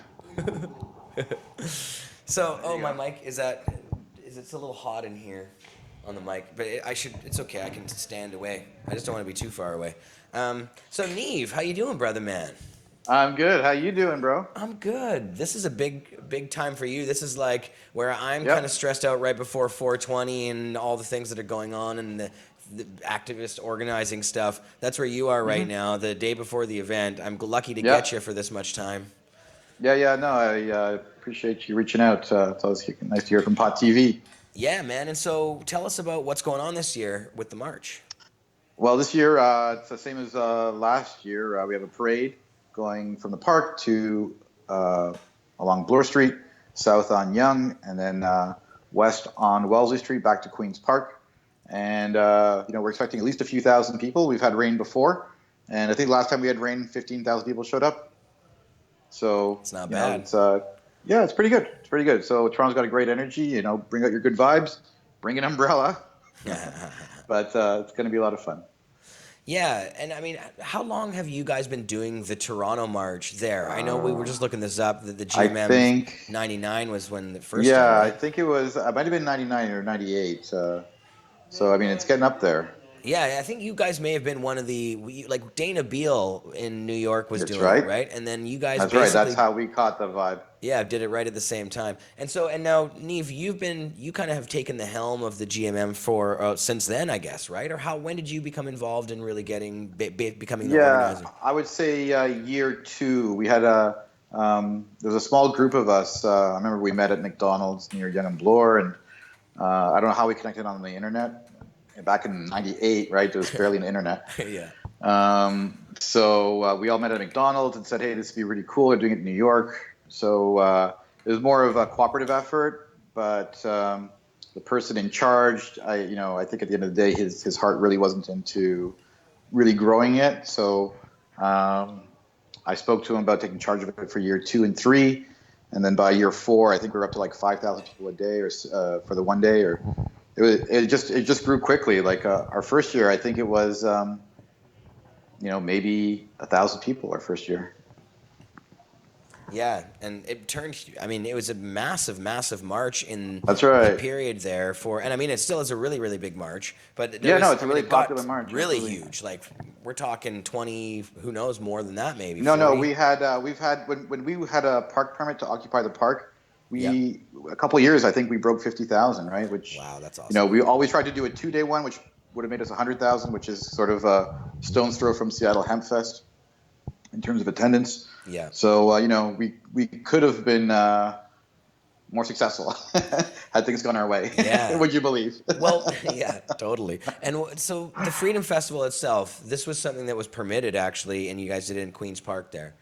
And Yeah, so from about year 2 through year 15, we were at Queen's Park. I think one year we did City Hall, but City Hall didn't like us being there. Plus, it's all concrete infrastructure. There's no grass except for on the very outside of City Hall. yeah, yeah, it kind of ends up, if it's rainy, it's the same problem we had at our Sunset Beach in Vancouver with the mud and stuff. If it, it turns into a bit of a mud pit. But it wasn't actually bad. Yep. The few years that I've been there, when we end up, I don't think the Freedom Festival, it was either the last year of the Freedom Festival, because we had a stage and stuff. That's Did right. you guys do a year where you, when they pulled the permit, you guys basically had to not do it essentially, right? I think they limited us to like 20 vendors in one stage, whereas the year before that, we had a main stage, an electronic stage, a speaker stage, and about 100 vendors. Yeah. Yeah, it was still great when I remember that year. It was just packed. That park fills up with people. And it was everywhere. packed. It was packed. Yeah, it was packed. No, pretty amazing. Well, people want this, No, absolutely. This is definitely cannabis events is definitely something that Canadians are going to want in the present and the future. No kidding. Now, you and I talked earlier, of course, one of our favorite friends from the Global Marijuana March in Toronto is Herb. Herb, and he couldn't be there. Herb was going to come on the show, but he had some herbal business to attend to. That's right. Actually, the herbal business, I think, is actually a Grateful Dead documentary. So that sounds right. like the right place for for Herb to 4-hour be. movie somewhere. Yeah. I think it's a fantastic place. Absolutely. Everybody in the documentary hall is going to be wearing a big pot leaf costume. Actually, like in the movie theater. Yeah, it's just usually happens at the Grateful Dead documentary screenings. So, Neve, I've heard there was rumors of the chance that the Freedom Festival might come back in the future or something along those lines. What's up with that? What do you think? As soon as something is possible, like the real issue is the City of Toronto, and they just are philosophically opposed to marijuana events. Secondary to that is that if we want a park occupation like we did at Queen's Park, we require road closures, and that requires the police to sign off on the road closures, and they're not philosophically on board. So getting a park permit is not actually one permit. You need about 10 departments to sign off on the permit, and if any one of the departments don't sign off, you don't get the permit. Wow. So all the bureaucrats have to be on board, plus the police. So sometimes all the bureaucrats are on board, not always, and rarely the police are not on board. So. Yeah. Rarely the police are on board. Yeah, the Toronto cops. What do you mean? They love weed, don't they? Well, I think when they're not in uniform, that might be the case. But. Yeah, that Chief Saunders. I hear he likes shatter. Actually, I think he really likes extracts. You should take some. So the pot protest is stifled by City Hall, is what's going on here. That's what you're saying? Yeah, sad reality. And our event organizer, I've asked him, is there any movement now that legalization's been announced? He's like, and they're like, nope, they don't care. They don't like marijuana events. If we have to apply, they'll begrudgingly process the application, but there's no philosophical change. How does the City of Toronto feel about alcohol events? Yeah. Bring them on. Yeah. More. Sounds similar to. So there's still work for the Toronto hash mob. Yeah, exactly. Yeah, I believe so. Is the hash mob still active? I don't know, but. Good question. Yeah. So this year, you guys usually have like a big float and stuff going through, but you guys aren't doing a big float this year. Well, it's going to be a last-minute decision. We're looking actually at a double-decker bus. Woo! But because of the rain and the attendance, one of the other organizers said they might pull it. So I don't know what's going on exactly, but I think it's going to be a safe event. Everyone's going to have fun. Yeah. And we may or may not have a double-decker bus. Smoke some weed. But I'm sure there'll be some good rockin' tunes. Awesome, brother, man. Well, that's very cool, and I appreciate you coming on. So the website is globalmarijuanamarch.ca? .com and .ca. And they all point together. There you go. Yeah. and people can find out more and tune in for future. Now, do we know? I've been trying just before the show. I started looking up some stuff about the GMM to try and find out where around the world it was happening this year. I haven't really seen that data anywhere being published. It's a little bit tough. Dana Beal used to organize a website with all the entire world's events for Global Marijuana March, and it's been taken down. I'm not sure what's happened, but there's a lot of cities. There's a lot of cities participating. I know Medellin, Colombia now has over 50,000 people participating in their Global Marijuana March. That's tiny city, right? Yeah, it's unbelievable. So I mean, there's a lot of little cities like this. Is there still one in the Philippines? Probably. Remember that one year? It was like 4 guys. Yes. I think it would be kind of a dangerous situation to participate this year. Which is why I think there's 4 guys involved, right? Yeah. It's funny because I was just thinking, actually, that's a perfect example of why it's so important to have the Global Marijuana March, because it's one of the few opportunities we actually have as a global community to express how we feel in other places. Mm-hmm. Yeah. No, I mean, it's a worldwide phenomenon. Not just the Global Marijuana March, but marijuana legalization, and just people that use marijuana are not inherently criminals. Yeah, and it just makes sense. Yeah. I've forgot about our video. Did you guys end up filming a video with Herb? I think he had to go to the movie before we could get something on video, but that's okay. Maybe we'll try and get something in the morning or in the evening or something. Yeah, Some kind of we'll have people at the march. So Chris will be there, and he's going to do some live Pot TV stuff. Awesome. Yeah, so we'll get Herb on cam tomorrow for sure. Awesome. And please tell your viewers to use the hashtag GMM Live. GMM Live. That's the hashtag, ladies and gents. That's our hashtag. Awesome. Well, thanks, Neve. Really appreciate you coming on, man. Thanks for all the hard work. You're welcome. As always. We'll see you tomorrow out on the rally. We'll make sure to get some video work. of you. I'll send Chris after you and to let us know how it's going during the rally. Love it. All right, brother. Peace. Thanks. Love it. See you soon. Take care. Have a great one in Vancouver. Yeah, we will. Much love to Dana Larson. There you go. Neve. All right, take care. Yeah, you too, brother. Yep, Neve, awesome, and holding it down for a long time out there. Big rally. It's actually really fun there in Toronto, too. It's a little different than this one because the crowd is so much larger that when you swoop through the streets with that massive of a crowd, the chances for you to really interact with the people on the sides of the road are a little bit less. I mean, they're still there and they're still watching and stuff, but it's just a big, massive mall of a crowd.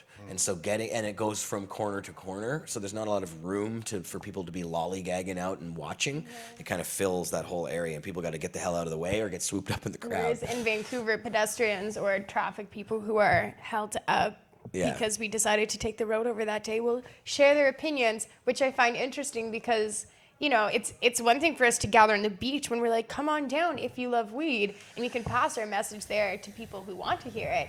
But it's almost nice when you walk past a driver who's like, hey, you shut down the street. That's inconvenient for me today. And I go, do you want to hear about a couple inconveniences we have to deal with? Yeah. And they're stuck in their car, so they just have to sit there and listen. And they can't block me from this comment section either. So it's nice. And then you just keep going and you just do it to the next pedestrian that has something to say.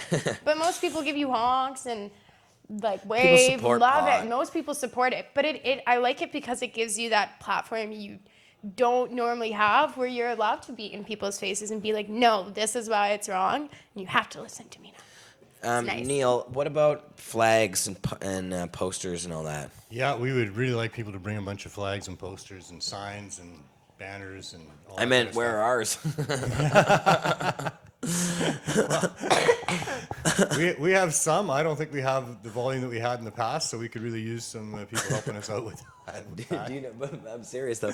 Do you know what happened to all the bamboo poles and all that? Like, where did all that I was stuff looking for go? them down in the basement there a couple of days ago. They weren't there. I've contacted a few people about where they might be. So they might be with ProTech, with Joe and truck. Maybe I should pick up some poster supplies and make some extra posters tonight. With Joe. Yeah, maybe Joe. I don't know. I have no clue. Just because they were big, long poles. and we don't have a truck besides his, essentially. So I don't know. I was a guess. I just thought of that today. I'm like, damn, we better get something. I'm not going to name names, make but some. you know, there's a couple places where they might be. You know, it's all good. It's all good. I But asked, we would I like asked people to- David. He didn't know. Yeah, it would be good for people to bring signs for sure. It's always good for people to bring signs. It's those homemade signs that are, you know, the best, of course, right? And from the heart, from grassroots people just saying what they want to say on a sign is an awesome thing. And also for people in dispensaries that have companies and brands that they want to promote, the March is a great opportunity to do that.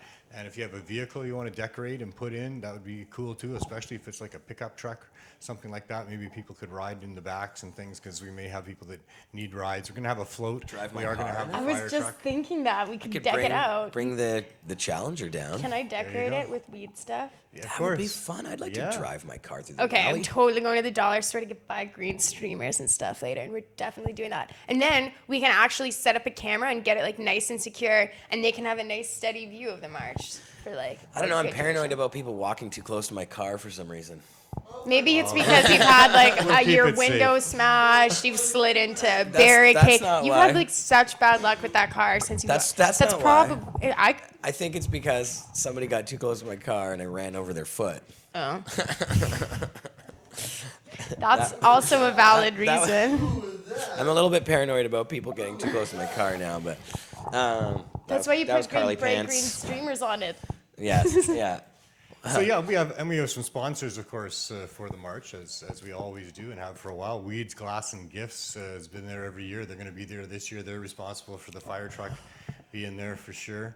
That's Vancouver- Don Briere. Don Briere, yeah. We've got I don't know how many stores all across Canada doing fine work and bringing medicine to people and pushing those limits, because that's how we're getting to where we are. That's how we've got to where we are, is by these people and their efforts to make it mainstream, to open stores, to stand up against the oppressive lies that are being told by the prohibitionists. And certainly Weeds, Glass, and Gifts represents a huge part of the battle. And great to see the fire truck again this year. I actually saw it on the road driving. I had a lot to do with getting it going, and passed it. Don didn't even know. He drove right by me. I was driving across ways, and it's going to be in the march for tomorrow for sure. The Vancouver Dispensary Society, been there every year helping us out as well. I want to thank them for sure. That's Dana Larson and his company there with Dory. They do such fine work. Selling to people without need of medical proof that there's something wrong with you, which has always been one of my contentious issues, is that people are forced to prove that there's something wrong with them before they can access cannabis for whatever reason they want. So awesome for them to be standing firm on that as well. The Mount Pleasant Medicinal Society at 45 West Broadway, they're a sponsor here for the march as well. They were for 420 this year. And they're a very compassionate place. It's an awesome place. You should drop by and visit. They got a huge selection. They've got economic selection, if you will. I mean, it's cannabis is nowhere near as cheap as it would be without prohibition, but they're trying to hold those prices down there, and they've got really good quality cannabis. Where was this? That's at 45 West Broadway. That's the Mount Pleasant Medicinals. Mount Pleasant So, Medicinals. yeah, thanks there to you go. them. And the Herbal Pharmacy, Health Lifestyle, they're at 4914 Victoria. That's right at 33rd. They're going to have a vehicle in the march. Alyssa, you need to take one of these doobies. We got joints And I coming can't out wait to see everywhere. how they I do just that lit up two of because, them at the same time. Yeah, this one going. Very, very creative Now we're owner gonna take a there. dab here. Yeah, you know what is funny? I've seen a lot of people puff 2 joints at a time, and he put both those joints in his mouth, and then he actually lit both of them at the same time, which I haven't. I haven't seen anyone spark 2 doobies at the same time before, so Really? that was impressive. Well, has been done. Normally, it's just like Easily there's so impressed, many I'd say. dupes. It's true. There's normally just so many dupes that you're like, okay, well, I guess I've got 2 at once. It's not really- And that's a good segue, because one other thing that's happening this year at the March for the first time is one of our sponsors is Buddingham Palace online, and we're going to have actual cannabis in baggies for people to take away and take home and roll up for themselves or whatever they What? want. So yeah, we got a bunch of that that we're going to give away. Oh, free weed for the marchers. Yeah, free weed for the marchers. Okay, this is the reason bagged to up. come down. So, ladies and Lots of gentlemen, here in giveaways the city this of year. Vancouver, if you're watching the show, come down to the Global Marijuana March. Yep. You get free weed. Free weed. And we get free weed at 420 too. Free weed at 420 But your chances always. of getting it are slimmer, right? Like we give away 10 pounds of free weed at 420, but your chances of getting it are slimmer because there's just so many people there. But with the march, with only a few 100,000, whatever people, we're still giving away a couple pounds of weed rolled up. And I just told you in this case, there's some that's not even going to be rolled up. You get to do that yourself or put it in a pipe, whatever you'd like. So you're going to get some free weed for sure if you come on the march. I pretty much guarantee that. So that's awesome. And the last sponsor I wanted to mention was Cannabis Culture. As always, at the base of putting these things together is Cannabis Culture. It's where it all flows from, and lots to thank them for again this year as well. So. Come We to the march, didn't support donate these any people. free weed though, I guess. No, well, we didn't donate any free weed. Unfortunately, right the now, Holy we Rollers, can't- I should we can't mention really them. The afford to Holy do that, Rollers, right? their home is Cannabis Culture. That's where all this stuff is rolled up. Yeah. And, lots of things that Cannabis Culture does for us. Oh, to we make provide things a heck work. of a lot. Provide a heck of a lot for sure. Like looking for where the banners are and stuff. I'll make some new ones tonight. Cool. just in Oh, case. Carl, Yeah, Let's please. make If, some I'll make we I do need an excuse to play with paint, really. still that's got a what little I- bit of time, this evening Yeah. and tomorrow, I'll go to the dollar store. Come It's to the that park cheap early. to protest. You can get your supplies at the dollar store. Yeah. If you want to make a sign, just get some poster paint, big Please, Sharpie, make signs. bunch of posters. So Yeah. if you're worried about protesting, but you just need a sign, we'll have some Yeah. extra ones there. It's how you get your message out there. If cannabis prohibition is harming you, if you don't like your tax dollars being wasted on criminalizing people for this amazing plant that really would offset the use of a lot of other things, then get your message out. Put it on a sign I have my and be sign from heard. last year. There'll be lots of video, lots of photographs, and lots of people on the sidewalks and in their cars and stuff paying attention to what these messages are. That's why we stop traffic, not so just people can file by, but so that people with signs can file by, and these people get to look at what these signs say and get these messages delivered. So it is very, very important that we do this. That was my global marijuana That's an march sign awesome from last sign. year. We definitely need more signs. So more signs, a couple of vehicles would be good. And let's have a great march. The I want to weather's bring gonna my be great car, here. but I- I'm torn because I want to walk around with that megaphone. It's too much fun. You can Yeah, I got a drive couple around with sound the systems. megaphone. The only way to drive around with that would be like to hook up the thing from the ceiling, like a la the Blues Brothers Yeah, original I wish- movie, when they that's so put the big funny. horn on the top of the car and they have More the thing efficient hanging and- speakers these days. You really don't need to have such a huge speaker. I could just hold it for you, and then you can shout Oh. into it. Sounds good. There you go. You can drive and shout. Yeah. Drive and I shout. thought we were talking about it at the rally. Joking. So yeah, Teasing. maybe I could take that segue about cannabis offsetting the use of other substances to just talk for a minute about this other project that's going on in Vancouver here that I'm really excited about. Absolutely not. Yeah, we've been getting donations in, and we've been giving away cannabis edibles and other cannabis and other forms at Vandu, which is the union or the place where these people are involved with these substances at the street level have a voice. There's a main office here, and thanks to some generous donations, we've been able to be there and give away over 1,000 units of cannabis edibles and cannabis in joints and other forms in capsules. Canna Health, RX, Weeds, Glass, and Gifts, Colleen Corley have all been just awesome in helping us at this point. And the response has been phenomenal, as I guess we figured it would be, but almost nobody isn't interested in having some cannabis to help them with their circumstances, and most people are very enthusiastic about it. They've either had past experiences that have helped them a lot, and in this case, because we've been handing out this cannabis over the course of the last month or so, and especially in the last week, there's a lot of people coming and saying, wow, my arthritis, I don't even feel it. I was happy all day. I'm sleeping at night. These types of things. So that's what's going on is we're, as a cannabis community, doing our part to help with this opioid crisis and to offset the use of opioids with cannabis, which can be very effective for people, especially in its concentrated form. We've also been giving away seeds, feminized seeds, so people can grow their own. We're going to eventually have consumption lounges where we're going to be able to give away dabs and things like that. It's all free. We're not charging anybody anything for anything, and nor should we, and nor should it be ever done that way. My vision is that there be as much cannabis as people need. Every disabled person should be able to have access to whatever cannabis they need in whatever form. Yeah, and it should be free to them. And if we did that, it would be a huge economic benefit to our society. It would save us all kinds of money in the healthcare costs for people that are involved with the harms involved with these substances, especially with the opioid crisis, what's going on here. Our medical costs would be way down. Even if we housed these people, that would save us money. But to give them cannabis as much as they could use, each and every one of them that wants it, I think is a great way to solve this issue in part. It's just a part of the solution. There needs to be attacked at many fronts. Education and other things need to happen as well. But criminalizing people does not work at all. Giving them access to what they need, helping them in their lives, and steering them away from those things that are killing them is, I think, the only responsible thing to do. It's just the right thing for our community to do, is to help in this way. So I'm very excited about that project, the Cannabis Substitution Project. That's awesome, Neil. That is awesome. And now, if people want to find out more about that, is there a place? Well, You guys need a website.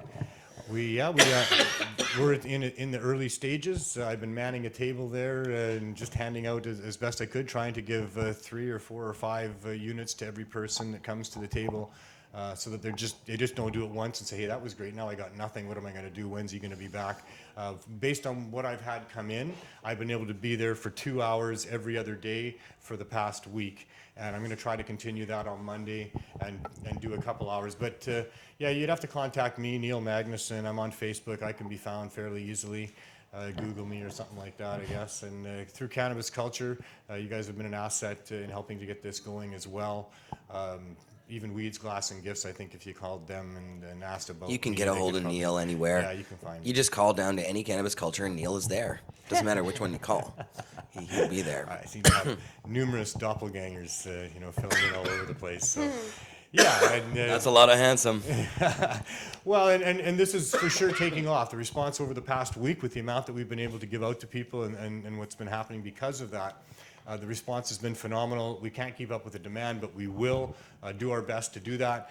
Eventually, with the media paying attention, which it has to happen because of the enthusiasm that's going on, we'll be able to have some more leverage. I did certainly approach City Council in Vancouver. I asked them for approval on this project. I asked them for funding. I presented to the Vancouver Police Board about what we were doing. I got tacit approval from them in the form of handshakes and thank yous, but nothing in the way of any official acknowledgement or funding. But I believe that will come.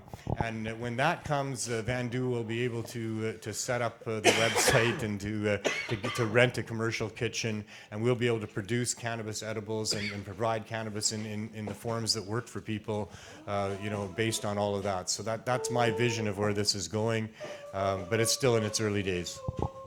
Well, good work, Neil. J-Mac. Yeah, thanks for letting me talk about that. I appreciate that. Yeah, for sure. No, awesome, Neil.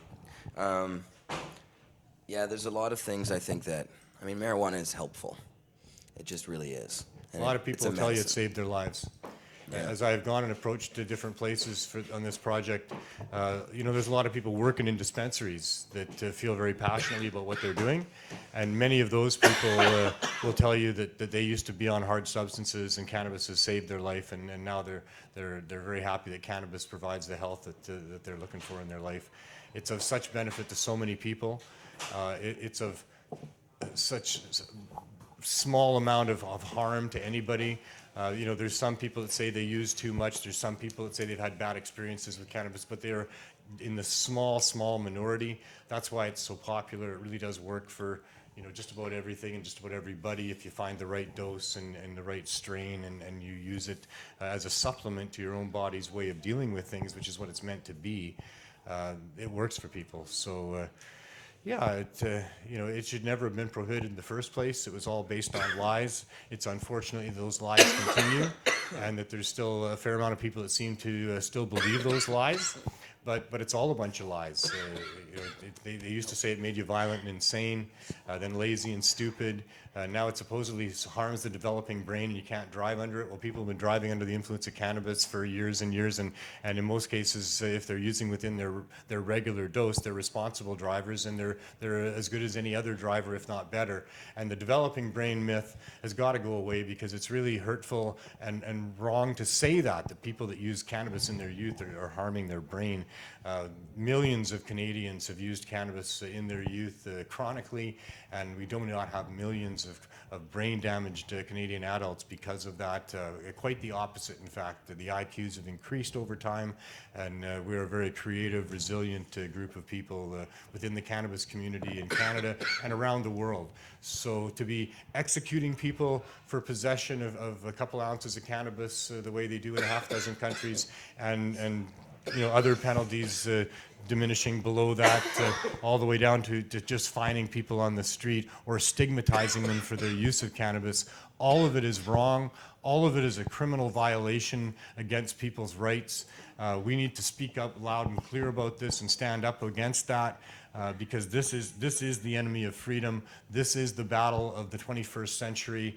This is what we're up against to get our rights back, is this plant and the struggle to be able to use it in any way that we see fit. Our government, public servants, so they call themselves, should on our behalf be jumping off the rooftops, but shouting from the rooftops that we've got a great plant that helps people, and let's give out seeds and help people grow as much as they can. And instead they want to try to limit any reasonable amount of growing it for yourself and monopolize whatever sales there are, and still hang on to their reputations by saying that, oh, well, there was some justification in prohibiting cannabis because I guess it does make people crazy or something. And that's bullshit. They should be arrested. They should be jailed. They should be seen as what they are, and that's evil fucking protection racket running prohibitionist bastards that should never have been doing this in the first place. There was never any justification for it. So Now just have to figure out how to summarize that and put it onto the signs. we summarize it by having a march once a year. Once a year we have a march in hundreds of countries around the world, and that's how we summarize it. We bring out our signs and we make our voices heard. And if you're having a march somewhere, wherever you are around the world, go out and support that march. And if there's no march happening there, make one happen. Make one happen. Yeah. That's amazing.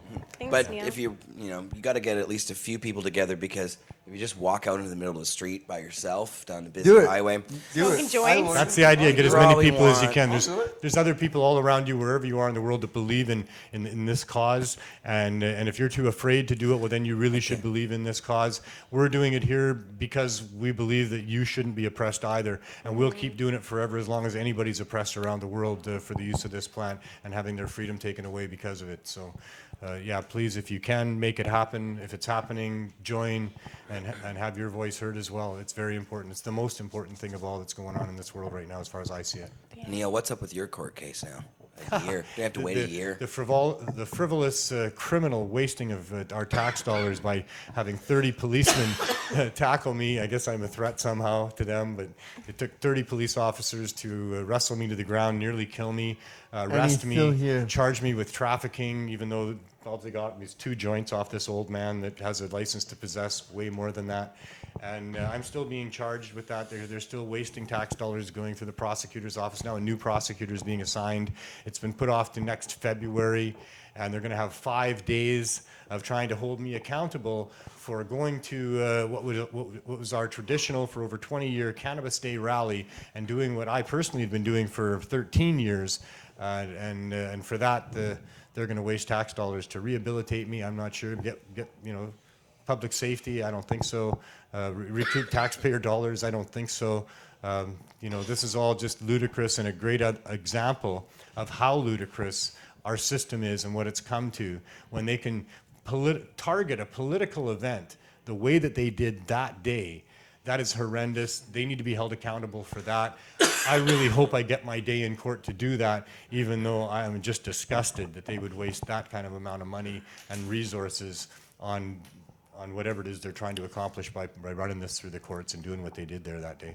I remember on that day, that city guy just started really getting up in people's faces. And it was like the most aggressive thing that I've ever seen from any city or public official, and they were like getting right up, bumping in people's faces, and like Neil, you kind of like got in between, and you were like, trying to stop. Basically, what he was doing was trying to shut down any tents that were being set up. Right. And you kind of were there, and you were saying, Well, I no, you explained shouldn't to be able him. to. I explained to him right away that this is a political protest that's going on. That I was a member I'm an officer of a federal political party in Canada with the Federal Marijuana Party.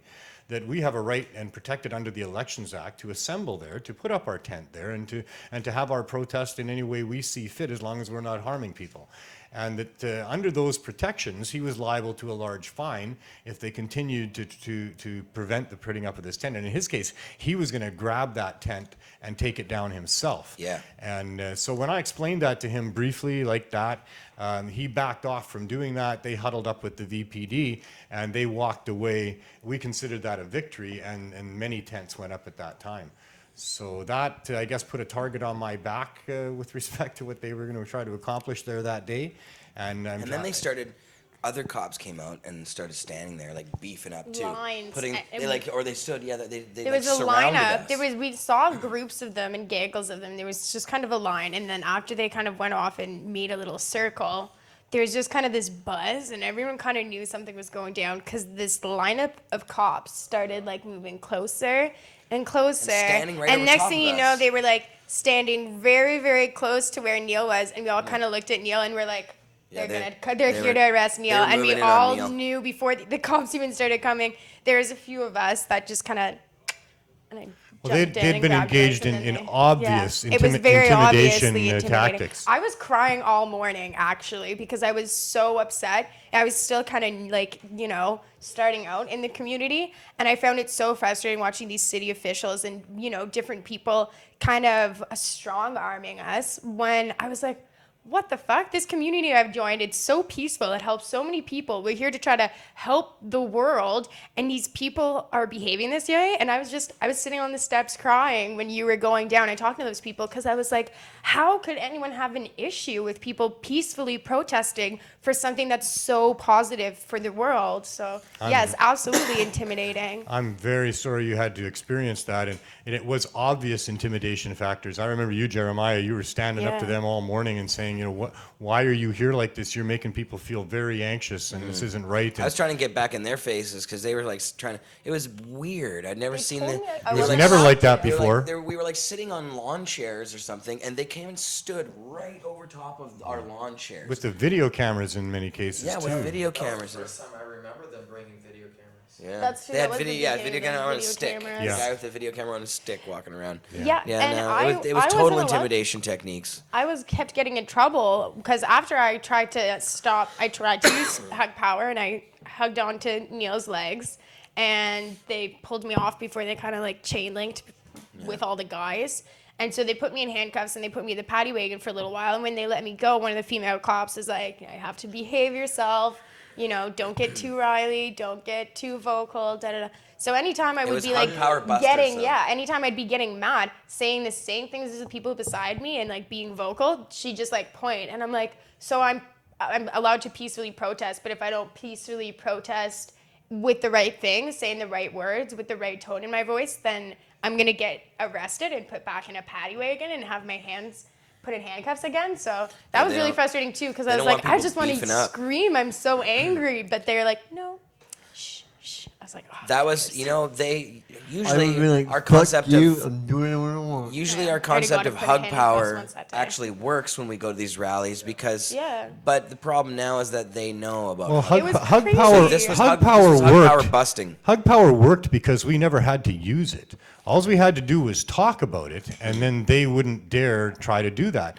It was so clear that on did this work, particular day that they had trained for that particular maneuver. That's what they were going to that try was- to prevent, And and that's they what we knew about used hug as power. best we could. Yeah. But in the face of, like I said, there was 30 officers. We've counted it with my lawyer as we've watched these videos, and they almost killed me. I mean, I was at the bottom of a scrum of a whole bunch of them and other people, and at some point I got a forearm over my throat. I wanted to yell out, I can't breathe, but I couldn't yell anything because you can't make a sound when your windpipe is being collapsed like that. So that's surreal to me that even happened. Now that I think about it, it's very just surreal. What the hell Boots is everywhere going on too. there? They like what was crazy about it is the way that they kind of strategized is they made a circle, and when they made a circle, they wanted it to just be the guys because then they could, get a little away with a little bit more. So at first they were worried about getting me out. Yeah, they don't look so bad on video. Yeah. So they yanked me out as quickly as they could. And then they made a closed off circle. So people couldn't really see. So the videos were trying to get in between people's legs and stuff. But essentially they're like pretty much boot stomping. There's like 15 men like on top of one man. It was crazy. And as soon as I was kind of pulled out of that circle and I kept hearing, get the girl out, and then I saw them close that circle off, I was like, what the fuck's going on between those cops right now that none of us are allowed to see, that they've strategically figured a way to take away our constitutional right to know what our officers are doing to people and record what's happening by physically barricading us. I just couldn't. Well, inside the pile, one of them had a hold of my arm and was twisting it as hard as he could. And I remember looking up at him and saying, why are you trying to break my arm? I'm not even resisting you people. And he did release my arm back to me. And this is, of course, before all the pepper spraying started, right? Well, I didn't see that because those guys had their butts to us, and I was at the bottom of a pile. But I have seen videos, and it's just horrendous, and that's what I mean. They really need to be held accountable for what they did there that day. There was no justification for that. I'm not a violent criminal. There was no need to bring violence to a peaceful rally. They really should be charged with inciting a riot. Agreed. They're lucky that it wasn't more than it was, and what it was pretty profound. I did get to watch those videos. I was in a paddy wagon and being taken away, but the videos of what happened after that, after I was taken away, brought me to tears, of our community shaming these police officers up against the wall and making them walk away with their tails between their legs and their heads hung for what they had done there that day. And being in the paddy wagon and hearing your friends that are essentially family screaming and yelling at cops to stop, and hearing people screaming about pepper spray and not being able to really see what's going on, like that's a really, really, really brutal experience. It was. The shame on them for doing that. Shame on them for continuing it. Although, like I say, I'm torn about that. I would like to have those days in court to bring in that video to show that to the courts and then the media as well, because that was a day that should not just be forgotten in the history of Vancouver. It should be a day that is a catalyst to make sure that stuff like that doesn't happen again. We had the riots with the alcohol-fueled hockey playoffs going on here in Vancouver, and there's lessons to be learned from that. And we nearly had a riot there on Cannabis Day with what the police did and their actions, and that needs to be addressed so that they don't act like that and cause those types of things to potentially happen again in the future as well. So I'm glad you brought that up. It may or may not get to court, but right now it's scheduled for next February. Well, I've done some more reading about the Vancouver Police Department after the incident and kind of some of their history and some of what is, not as much talked about. And there's some pretty dark stuff going on there. Days. So I think, and even right now, there's a lot of stuff that is just, and it's not getting talked about in the media or anything like that, really. So I think that it's anytime we have an excuse to bring forward something that helps highlight something that needs to have attention drawn to it, we should do it every single time. Like the VPD should be treating people with respect, and they should be protecting and serving. They should not be attacking and beating and one of the, if leaving. not, And then there's some shady stuff. I'm gonna have to do more research before I would say it on Pod TV. in any large police force, in any large city, there's some of that goes on for sure, and the VPD is not immune to that. Having said that, they are, if not they're probably but the most progressive police force in Canada. They are progressive in a lot of ways. And what's driven that has been exactly what you're talking about, is the citizens of Vancouver, holding them accountable for things and not letting these events just go without being properly exposed and talked about. So that's a lot to do with it for sure. We need to keep doing that. And there's a march coming up tomorrow where you can have that opportunity to do just that. Come to the march. If you're not happy Come to about the your march. government telling you Come you can to only the grow march. That's one of our 4 chants. 3-foot tall plants, if that bothers you, if you don't like that, if you don't like that there's a carry limit of 30 grams being proposed for cannabis, where you can have as much alcohol, tobacco, gasoline as you want, send your 12-year-old to buy some gasoline, they're fine with that. But if you're not fine with the way that they're talking about you being brain damaged because you used cannabis when you were a teenager, then I think that you should get up and come with us and fill the streets tomorrow here in Vancouver and wherever you are around the world. Get up, stand up. Get up, stand up. Let's say Stand something up and for do your something rights. about this. The longer it continues, the more they're wasting our money, but the more it's entrenching itself as something that's acceptable. And really, it's never been acceptable. It's not acceptable. They should stop immediately using any tax dollars or any dollars to harm other people and criminalize people for whatever they choose for their medicine or recreational choice or whatever it is that they want to do. Unless they're harming somebody else, it's nobody's business, and we don't want our tax dollars used for that. So come on, join us, please. Thank you, Decorate your Neil. car. Good work on that. Cool. And you can come and get Neil's autograph at the march tomorrow. You know what? And I'm going to be, since I'm making those extra signs, you could get a sign that's handmade is a by Carly superhero. Marley and then get Neil to autograph Oh, it. that's a good And idea. just like so much more, it's a giveaway. I'm not charging anybody for my autograph. Neil will autograph a pair of red shorts for you. Oh my God. Not while you're wearing them in all cases. But, In all cases. I like how you added in all cases. Just in case. Trying to maintain, my options, right? So, if I wore shorts, you saying?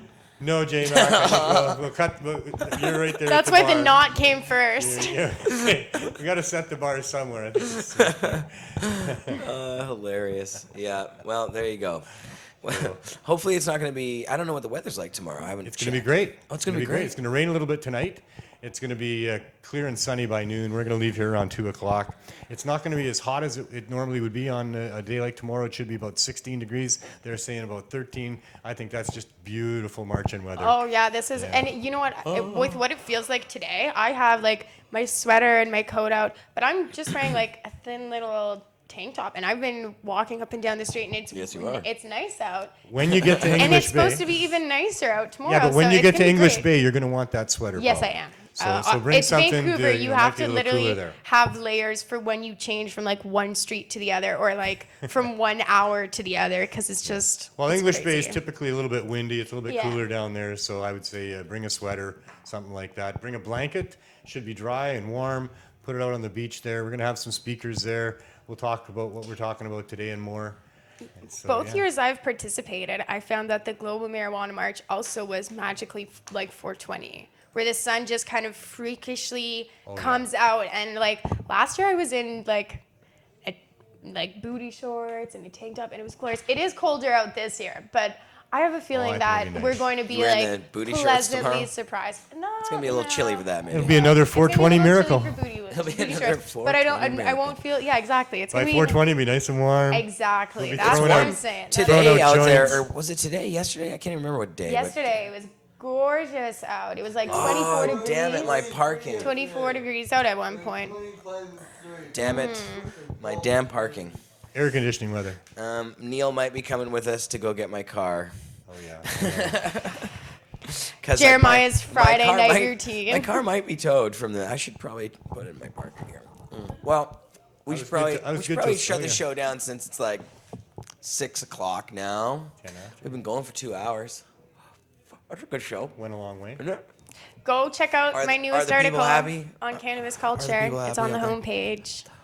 It's the first piece while restarting the Glassmasters series. So Oh, I'm really excited about it. actually, I was going to tell you. I forgot to tell you, Carly Marley, that if you go to Now Magazine, Oh, I saw. NowToronto.com, and you go at the top of Now Toronto. If you just go to NowToronto.com, which is Now Magazine in Toronto, and you scroll over the lifestyle section, which is just the second little thing, and the drop-down menu comes down. At the very top of that drop-down menu is Cannabis Culture Times Now, and that's our Cannabis Culture digital residency at Now Magazine.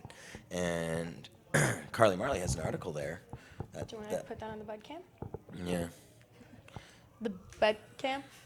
The butt cam. It is like a So little I'm neat obsessed with this butt. glass artist. I love her work. Woo, It's it's spinning. spinning. That's okay. You can see it. You gotta be able to see that. You gotta shift it. So you can see the okay, we gotta show them glitter. Well, Okay. I'm just waiting for it to stop. Okay. Trying to get it to the. So she's got really, really cool pieces. She does really great collaborations. There's lots of really fun pictures up in the article. So if you like to look at pretty glass and read some things too, then you should go check it out. Lots of really cool pictures. I really like the article. It's fun. I tried to capture the artist's glass style What the hell's wrong with this thing? in the article style as well. I don't know why it doesn't work. It was Block things. It's because it's Here, trying let to me look at that bong in the background. There it is. I looked at it for a second. Okay, let's try this. And it's that respect to Mark complicated ball in the Boyer, background. great lost to our community. He was a Which one? tenacious, clever warrior that probably knew more than any of us knew that he knew or suspected he knew. We'll be figuring out what he understood for years to come. What he knew was it's wrong to use these laws to prevent people from having whatever it is they want. So anyway, Mark Boyer, rest in peace, buddy. You fought a great fight. You gave it all you had right till the last. We're going to really miss you, for sure. The last hope. Yeah, for sure. Definitely. Very missed. And I will see you guys tomorrow at the Hemp and Cannabis Conference. I should be there around 12-ish. I'm going to aim around 12-ish. And then Sunday... You're not coming to the march? I'm going to the hemp conference, dude. You want me to cover the You hemp can cruise on conference? the. You can ride on the fire truck. I was going to ride in the electric. I know that, but you want me to cover the hemp conference? I'm going to cover the hemp conference. I guess so. I guess you're right. I want three of you. And I want no, there's not three of me. There's like maybe two of me. But You I can't don't split know your you body want in to do. half. He's Like, off somewhere right now. So. What the hell? you can't do that. I just wanted to say for the people who might be as interested in glass as I am, just if you're Glassaholics? curious. Glassaholics. I'm always really Glass careful holes? because there's been a couple Glass times on the holes. internet and I'm like, I'm addicted to glass, da da da, and I'm just like naively not realizing that I'm like on the internet saying that I'm addicted to what's a term for hard street drugs. So I try to always very carefully word how I addicted to express glass. that I like really appreciate 70s. glass art, you know? Yeah, isn't that like just some term for I don't know. methamphetamine? I in the put it on a 70s or something? Facebook group and I was like, oh, I want to see your pieces. And somebody's like commented when I was like, I'm addicted to glass. They're like, that's maybe not something you want to say. And I was like, oh, shoot.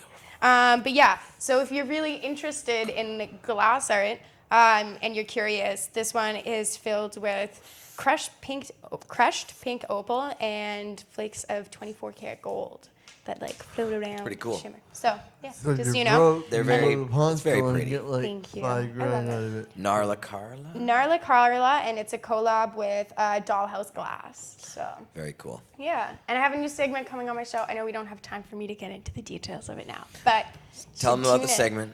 Oh, okay. Don't tell them too many details. Okay, I'm very excited. I'm going to be them working this. with One Adela paragraph Falk summary. and POW 420, working to bring to the viewers of Pot TV some stories of people who are still behind bars for weed. Because I think with legalization coming, it's really important that we can talk about things like the plant height and stuff, but that is kind of a not a very important point. It's one thing to talk about not being able to grow sativas. Yeah, that's relevant. But when there's people still being locked up in cages and they're still suffering behind bars and there's not amnesty being given and they're going to have to still be suffering and watching people walk around doing exactly what they did, and now they're facing horrible sentences and they've got criminal records. So I think right now is one of the it's most unbelievable. important times to really think about those people who are still in cages for this while we're talking about legalization. Yeah. So I really wanted to incorporate that on my show. So I'm going to be working with Adela and we're going to be sharing some stories, and I'm really, really excited, and I hope my viewers are excited too. So gonna have to tune in and That see that. sounds really awesome. And it's true. Can you believe that? Imagine if you were sitting in jail for some fucking pot crime, and now Smoking a joint, like there's stock market weed companies selling weed everywhere, and it's going to be legal, and everybody's going to be celebrating out there smoking weed. Yay, you can buy it. Yay, everybody's smoking it. And you're sitting in jail because Justin Trudeau.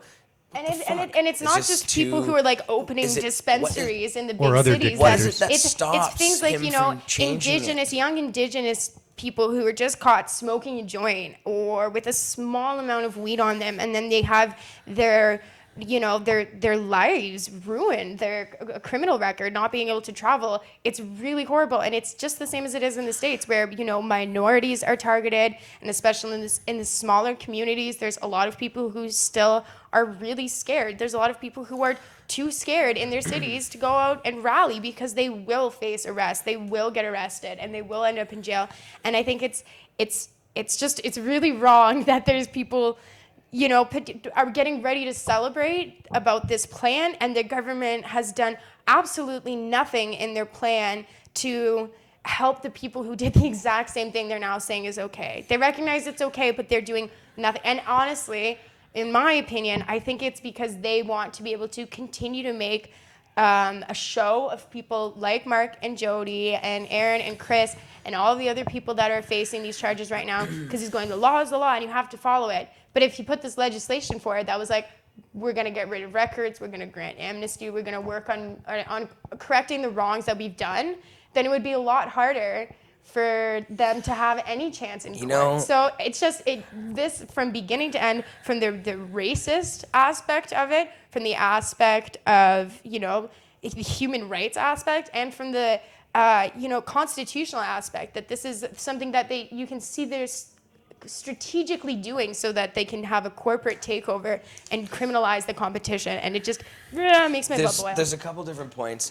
One is that I think this whole idea of them being able to just instantly get everybody out of jail is a thing too, because there's this whole system, and unfortunately the judicial system doesn't make separations for narcotics crimes.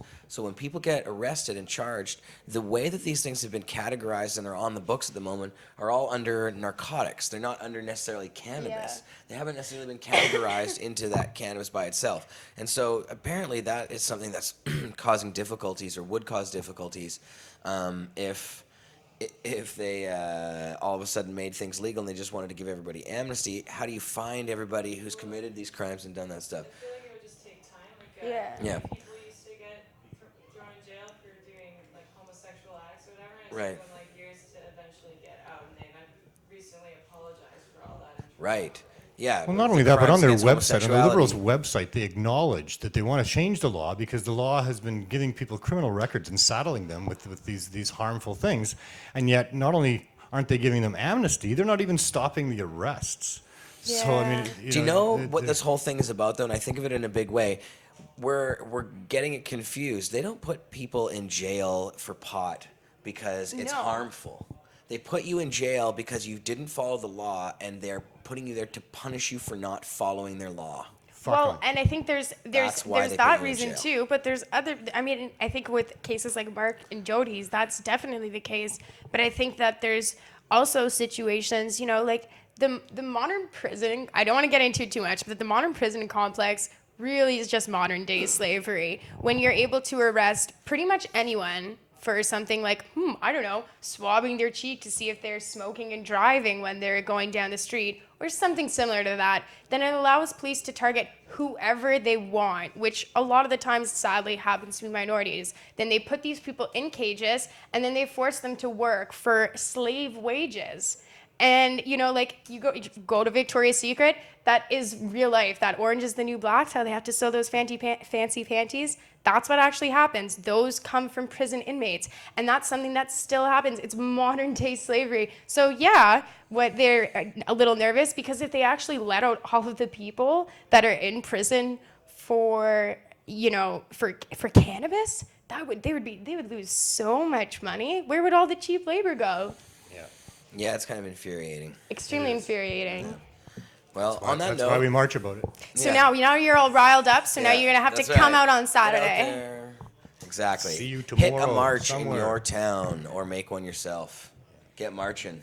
And if there's nobody for you to march with, then smoke bong and tune in with us and joining us with solidarity in that way. If you went to 420, come to the march. That should be enough people.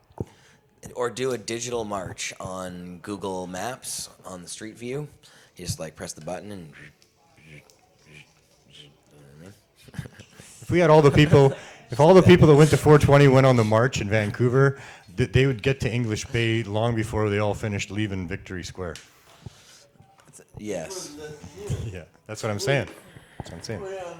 Okay. Cool. All right, guys. Well, we're I got gonna wrap it up. munchies, so Time to You got go. I feel like Long I talk at in the there. end of every show. All right. Well, we love you, Pod TV. It was fun watching you. Hope you had Pot fun love and watching peace. us. Yeah, there you go. Make a sign tonight. There you go. More signs tomorrow. More signs. Yes, more I signs. made that More last signs. night my sleep. All right. Guys know. Oh, make sure to Show check them- out that Now Digital Residency, Now Toronto, the Cannabis Culture Digital And what about Residency. the other shows coming up There's next an article up about that. Monday, Wednesday, Thursday, Friday. Tune in. Oh, and Sunday. Sunday. We have lots of shows. Sunday. And Kush Queen is on Sunday now, yes. Added to the lineup. You guys know Carly what the Marley shows on are. Marijuana. Carly Marley Monday. Greg's show on Wednesday. Yeah, marijuana. Also, Craig shout Joe. out, shout out to Expert 307 joints West on Hastings Thursday. Cannabis Culture Lounge, where they have tasty dabs and tasty cannabis for you. 307 West Hastings, small Cannabis amounts for you to, Culture. purchase on site. You can think of this as the bar versus the liquor store, except Live it TV doesn't stores. kill you. So yeah, if There you you want go. to test out what we were smoking on the show today, come on down to 307 West Hastings here in Vancouver, BC, and we'll see you next week and Monday and tomorrow. And Oh, all Johnny the other B. We times didn't see mention. you. Where's Johnny B? Johnny is actually Who knows? in Calgary. Calgary. He sent me a photo. We I don't could have know. called him. Oh, I well, just messaged whatever, you on shows up. Fridays now asking if you Yeah, need I me. know. Carly is my Stand-in. stand-in co-host number 2. So pick one of these up too. Highway Magazine at a head shop in your area or a dispensary or order one online maybe. Where do you get these things? They're all over the place. 307 West Local- Hastings. your local Come smoke high what school we library. were having at our at our strain and on the show and read the magazine. Yeah, we gotta this go. is a dope magazine. I got munchies. Fueled by Skunk, the fine folks over at Skunk. Yes. We love those guys very much. Great activists. Yeah. Great activists. There's all the fun stuff.